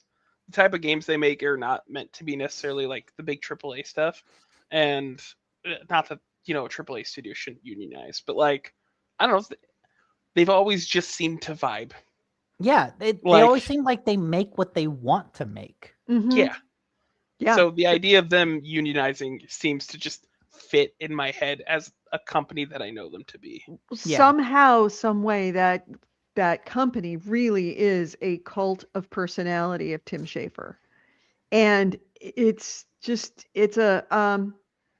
that's the one thing I think that has kept Double Fine going, and it's also the one thing that has kept Double Fine from being shut down, is that it's Tim Schafer, and he's kind of seen as kind of the way Peter Molyneux was, of just this kind of crazy genius that puts out these dorky games that are really entertaining, aren't going to sell a lot, but they're Tim Schafer games. It's a studio that you keep around for the critics more than you do Yeah, the sales. because Although I it's Tim. assume You the keep it sales because it's have to Tim. be good enough.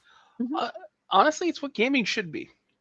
Like Yeah. you should Mhm. just have an idea, you create it, and if it does well enough that you can keep your studio running, your studio should just keep running and making new games if Yeah. that's what you want to do. Like And look, Yeah. Game Pass needs content. You need someone churning out games for Game Pass, and Double Fine is doing that. Mhm. it's good stuff. We Yeah. like it here. Yes, I'm glad that they're around. And then the final news story I have is Of just course, it has to be a big old long form one. well, fucker. this is a link to something that AI Wraith put in the chat. Not in the chat, in the Discord. That's a link to a Substack called Hush Crasher. Mhm. And these people, let's see, Julie Belzane and Antoine Meyerowitz put together a survey that's like, what is causing game budgets to go up? And they kind of categorized it in different ways: team size, scope. They categorize scope has something very specific, more ambitious, more complex. Mhm. But what they found is that, like, while games keep getting more expensive, their takeaway was, let me go down to that. The bigger truth is that making the same game we used to make 10 years ago doesn't cost more today. What's been pushing budgets up is the never-ending chase for bigger scope. Small studios pulled off bigger games with fewer hands. Bigger ones got specialized teams, hired more managers, and started paying for hours that crunch culture used to extract for free. Efficiency gains offset some of that, but not enough to cancel it out. Mhm. Which is just interesting, that like it's not the size of the teams making game budgets go up, it's that everyone keeps trying to make bigger fucking games. Everyone keeps trying to out GTA. This is something I've always I've always wanted to rally against the idea that games are getting more expensive to make. Like there is some fundamental truth to that. Everything has gotten more Yeah, and they expensive. mentioned like, yes, inflation has gone up. That's a factor. But like also all of the tools that have been used to make games, the digital platforms have also all gotten cheaper. Like when you Yeah. make a game, you can release it digitally. And to counter the AAA, AA, I'm like studios, you look at something, indie game market, for instance, comes out with bangers that would otherwise completely fund studios. Like they make enough money with good indie games to afford to keep making games. You get stuff like Expedition 33, which is a very unique situation, but they got like $10 million, which is not a small amount of money, but made an amazing, well fleshed out game. But then you look at Assassin's Creed, which is this huge monolith that you're going to get Oh, 150 hours out of, that are meant to be kind of a live service in a game that really shouldn't be. Like, it has microtransaction packs and stuff like that, a vehicle for cosmetics and DLC. But like, Or yeah, at least compare Assassin's Creed 2 to Assassin's Creed Valhalla, yeah, or and even you're just Black Flag to Odyssey. and I see these things and I'm like, you could have made a tighter game. Maybe these are the games people want. Like, Shadows did well, from my understanding. Yeah. Valhalla did well. I think something like a GTA, which is going to be huge, like, we don't even know the ramifications that game is going to have yet, may require a studio of 1,000 people, 2,000 people working on that. I just don't think most games need that. And also, Yeah, if you no, just they made a don't. tighter experience. Go It's ahead. been interesting playing Soros, because Soros is one of like the big first party Sony games this Sorry. year. And as I'm playing it, there's a lot of dramatic conversations, but they're not Naughty Dog cutscenes, right? They're not these lavishly produced, super well directed cutscenes. It's just, here's a guy, here's a girl, and they're talking to each other. And it doesn't switch to a cutscene. The conversation just happens in game, but it's someone standing next to someone talking. And the dialogue is compelling, but visually it's just kind of very classic video gamey of these two characters standing next to each other and talking. And it's like, oh, this is a game. It's not a massive cinematic thing. It's like, no, I'm going to talk to some people, get some creepy dialogue, and then I'm going to go out and play some really good, well-designed action. And like, that's where all the effort went, is into that gameplay, not into the presentation. In the presentation is good, but like, it's all art direction in service of gameplay. And so it's just been interesting to see that and kind of realize, oh, this is just a video game. Like, video games can just like have two people talking without a, $10 million production cutscene. Yeah, I just looked it up. Saros cost roughly 76 million to make over 5 years. Compare Yeah, I feel like that Saros, makes sense. compare it to something like the astronomical number we heard for Spider-Man 2, 400 million. Yeah. Think about Concord, 400 million. Yeah. What do those games, like, I know Spider-Man 2 is good, but like, and the experience offered there is different than Saros. Yeah. But also Saros, to what I've seen, has just as much production value. Yeah. To me, Although unfortunately it didn't sell particularly well. Saros didn't sell well. No, I think there was a news story that sold about 200,000 copies. Oof. That's it? I'm surprised because I heard so much talk about it. You'd think it 'Cause would have been it's- more. Because it's awesome.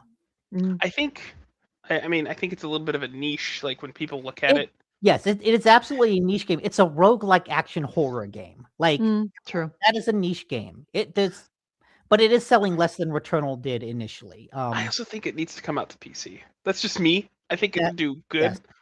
Um, But like, with a budget like that, it at least doesn't need to break sales records to break even. And I Yeah. think it's good to have games of all levels like that. But yeah, there's a constant chase to be bigger and bigger and bigger and bigger and bigger. And it's like, man, I am not gonna see all of your map. Look, I think Crimson Desert is awesome. I will like stop playing Crimson Desert without ever seeing like 40% of that map. and yeah, I think there is this. It's been mentioned plenty of times. This has been talked to death. There is a war for your eyeballs, for your attention. Mhm. And these games who come out with these AAA games think that people want 150-hour affairs. You give me a 55-hour game, I'd be pretty happy now.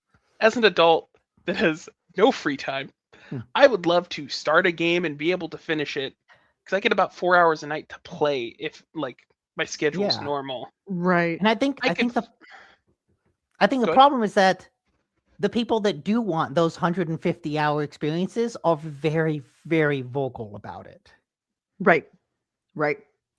And I maybe get, Um, if I'm lucky, an hour or two to play a game, maybe twice or three times over a week.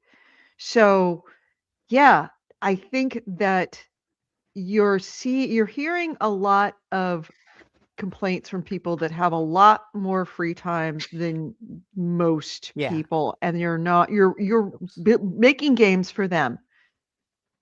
Okay, Matthias, Christian, I know about your backlog. I do have a backlog, and that's because like I wanted to play Red Dead 2, right? I've been Yeah. replaying that. Yeah. Mhm. A 150-hour game. Yeah, and I've been working on that for the better part of a month, and then jumping between Huh. that and Dead by Daylight. And it's like, if I play Dead by Daylight for a night, like I'm not making any progress on any game. Like if Mhm. I'm playing one of those multiplayer games that I enjoy or a co-op game with friends, I can't make progress on that 150-hour game. Right. Right. Like, oh yes, I did also have a gigantic backlog before I started adulting. This is true too. Something that Retro said a little bit ago. Oh, That yeah. I think AAA studios are going to continue cranking out sequels and remakes. New IP mainly coming from indie scene. Actually, saw the craziest indie game at PAX East this year. God save Birmingham. We That played sounds that. At awesome. least I We played played that. that. Yeah, the zombie medieval game. Mhm. Yeah, played for 30 minutes, beat a zombie with a barrel lid, went to stop on its head, broke my foot on the barrel. Yeah. I think Birmingham is really cool. There was a game that came out, and oh gosh, I forget the name of it, but it was a new IP. It was about this uh, Indian woman who had like magic powers, and it looked Never? interesting. Is it that one? I don't know. But like it was a new IP, and before it launched, it had a tie-in TV show. Oh It had no. comics. The woman from The Witcher, right? Uh, She was in don't- it. Is it Raji, an ancient epic? No. Oh, I If know I'm what game getting you're talking about. I know what you're if I'm talking getting the about. ethnicity wrong, No, just cancel me now. it has It's the fine. lead actress from The Witcher, the girl who played Yennefer. What is her But name? it felt Anya like Chalotra. What has she done? it felt like with that game coming out, it had hinged so much on being this multimedia like property. Unknown 9. Unknown. That's it. Yes. Unknown 9. It Okay. had a TV series ready to go. It had like tie-in like I think novels or something. A whole multimedia push, and the game flopped before it even came out. And I felt like the ground floor pitch of that was, here's this new IP. We want you to take a risk on us because if you do, our game's going to be great and it's going to launch a cinematic universe essentially. And that's what these companies are looking for, like projects that are going to keep raking in money that aren't just going to end when your game's finished. It makes me wonder why there is no Grand Theft Auto cinematic universe.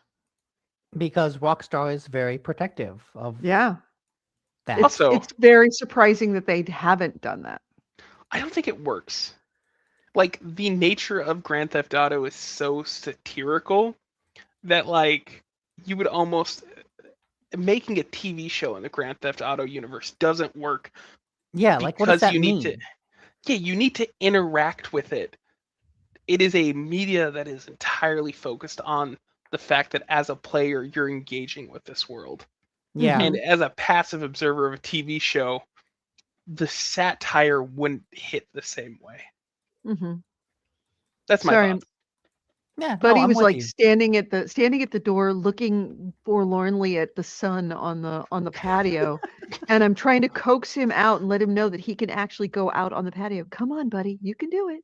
It's all right. You never can heard of step this off. game, There you go. Retro, because it flopped incredibly hard. Yeah, it Yeah. did. Like if you thought Forsaken, no, Forspoken. Like if you thought that game flopped, that game like flopped but was well known. Unknown 9 just kind of came out and It was This is the buggy. first time I've ever heard of it. We've I talked just about it I on the just podcast before. Oh, did I we? just know of Yeah. it because it has the lady from The Witcher in it.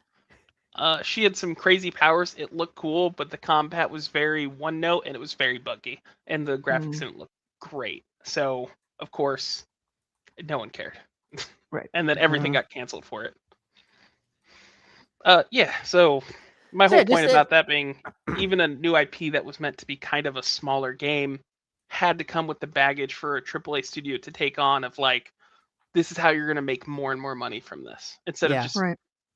letting So it just exist. an interesting story that's worth reading about.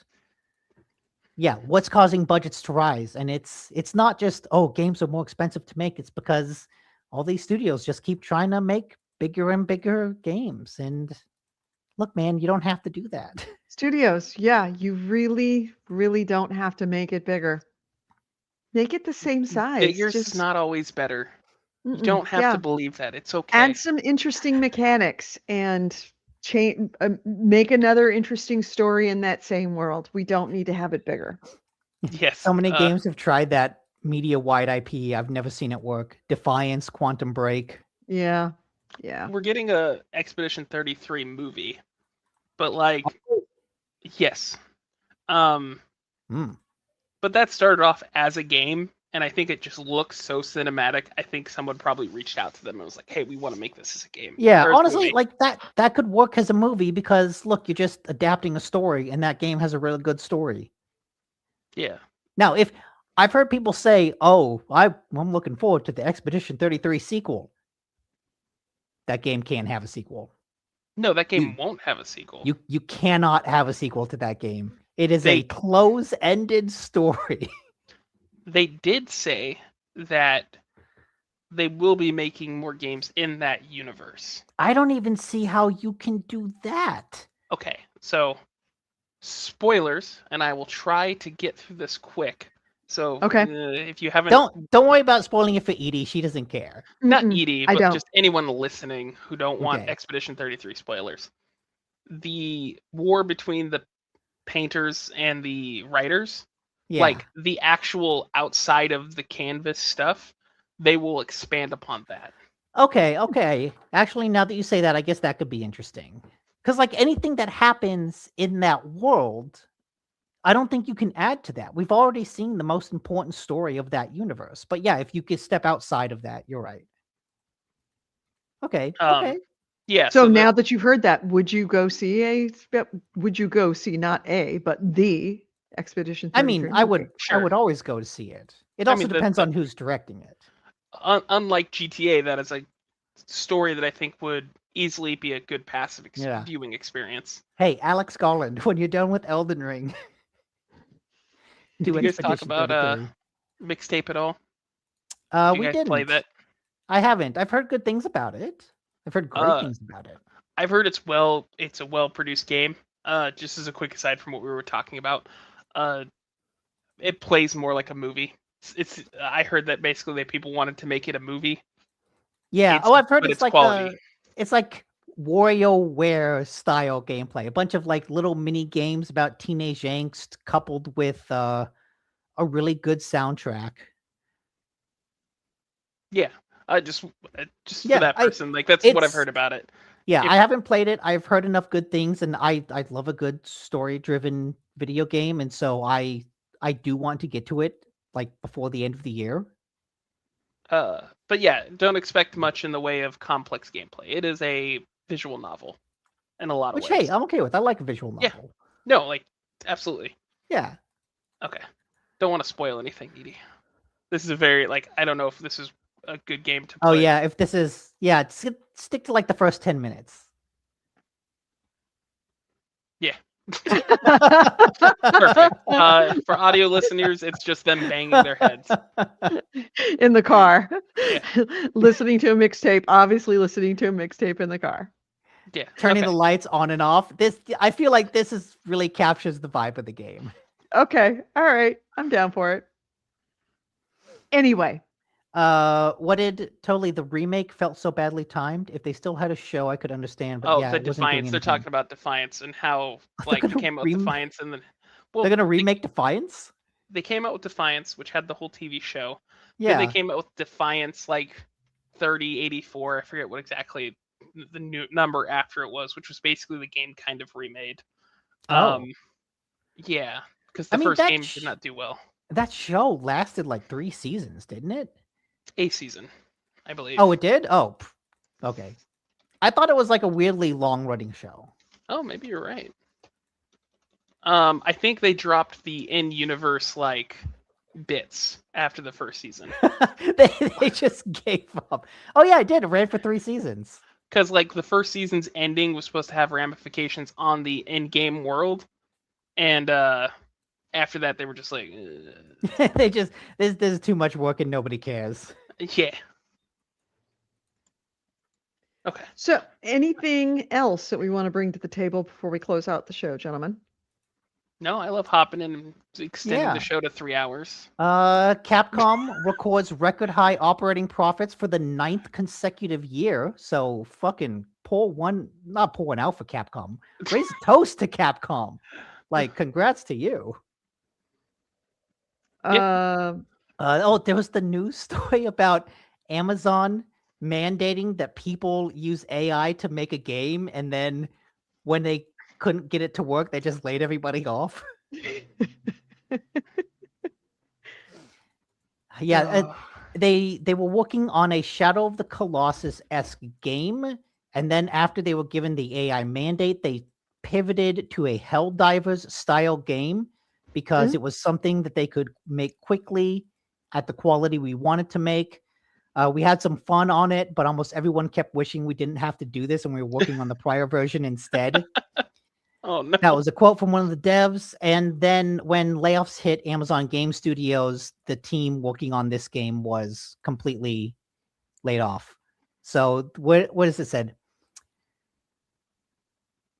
While we did discover the best ways and worst ways that generative AI can happen, Amazon eventually laid off everyone that was an expert in the best and worst ways to implement AI in regards to game development. I absolutely love that. That's amazing. Yeah, I love that for you, Amazon. Congratulations. Well done. I'm Good sorry job. for everyone who got laid off, but also Yeah. that is unfortunately deeply funny. Mm-hmm. That is a funny way to put that. Make an AI game. Oh, you can't? Okay, then fuck off. Not that, just we found every way. We are masters at finding out how not to make a game with AI now. We found all the best ways. Right. And then they we fired us. finally figured out. We finally cracked it. We know how to use AI to make a game. Great, you're fired. Yeah. AI's great, guys. We love you, AI Wraith.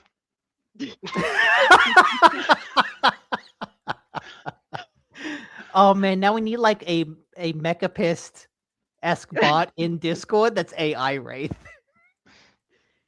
I don't have the time to find one AC Wraith. Don't worry, your job is secure. It's He fine. doesn't post links or anything, but just every now and then pops in with a random word salad comment. I once a love that week. for us. I love that for us. On a random channel. It's not always in news. It's just a random channel. The musings of AI Wraith. My 6th finger. Yes, your typos are your 6th finger. All right. Anything else before we close out the show? No. Okay. That's all all right then. Let's close it out. You've been listening to GameHounds. GameHounds, episode 819. We recorded this on Sunday, May 17th, 2026. I'm Edie Sellers. With me has been Nick Nicola and special guest, AC Wraith, Damn it! We were so close, Edie. We were so close. Christian Chaos, aka Andrew Smith, thank you for joining us. Ways to get a hold of us: GameHounds.net is our website. GameHounds@gmail.com is our email. We record this show live every Sunday, noon Pacific, 3 p.m. Eastern, on YouTube, on Facebook, and Twitch. On YouTube and Twitch, we are the GameHounds, and on Facebook, on Facebook and Twitch, we are the GameHounds. On YouTube, we are GameHounds Vids, VIDS, as in videos, all one word. Please join us live if you are listening to us as an audio podcast. We would love to have you in the chat room so that you can see the word salad yourself in real time. Also, if you are listening to us as an audio podcast, we do this as an audio podcast. We release the audio. You can listen to it anywhere, anytime. Happily do it, and do it on Apple Podcasts or any of the other podcast platforms that is usually available for podcasts. If you do listen to us, please leave us some feedback. You have no idea how much that really, really helps us in getting our word out, and also it helps us make it a better podcast. So please leave us some feedback. Also, if you're listening on Facebook, YouTube, or Twitch right now, please leave us a thumbs up, a subscribe. It's very, very important to us. And if you like what we're doing, we would love to have you be a supporter of us. Patreon.com/GameHounds. $1 a month is all we ask to help offset some of the costs for this. We would love to have you be a patron. We don't put anything behind subscription walls for any of you guys, simply because we're part of the community. And so we would love to have the community help us pay for this show, because it is not cheap. And I would really like to buy, a Steam machine. A Steam machine. Anyway, have a great week, everyone. AC Ray, thank you for being our link bitch. Chaos, thank you for being on the show. Nick, as always, thank you for being on the show. And we will see you all next week. Have a great week, everyone. Thanks. Bye-bye. I'm waving. Can't see it, but I'm waving. I can picture you waving. I'll wait Thanks. for you.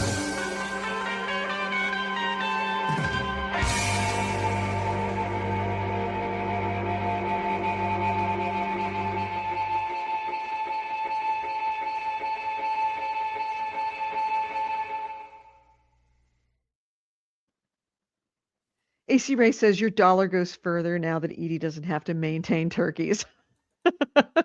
Yeah, it does. That's good. It's appreciated. All right, everyone. Edie has silenced me and Nick, just so you know. Mm-hmm. She did. Oh, well, you did. You were talking over the music, and I have to think about the Of integrity of the course. podcast.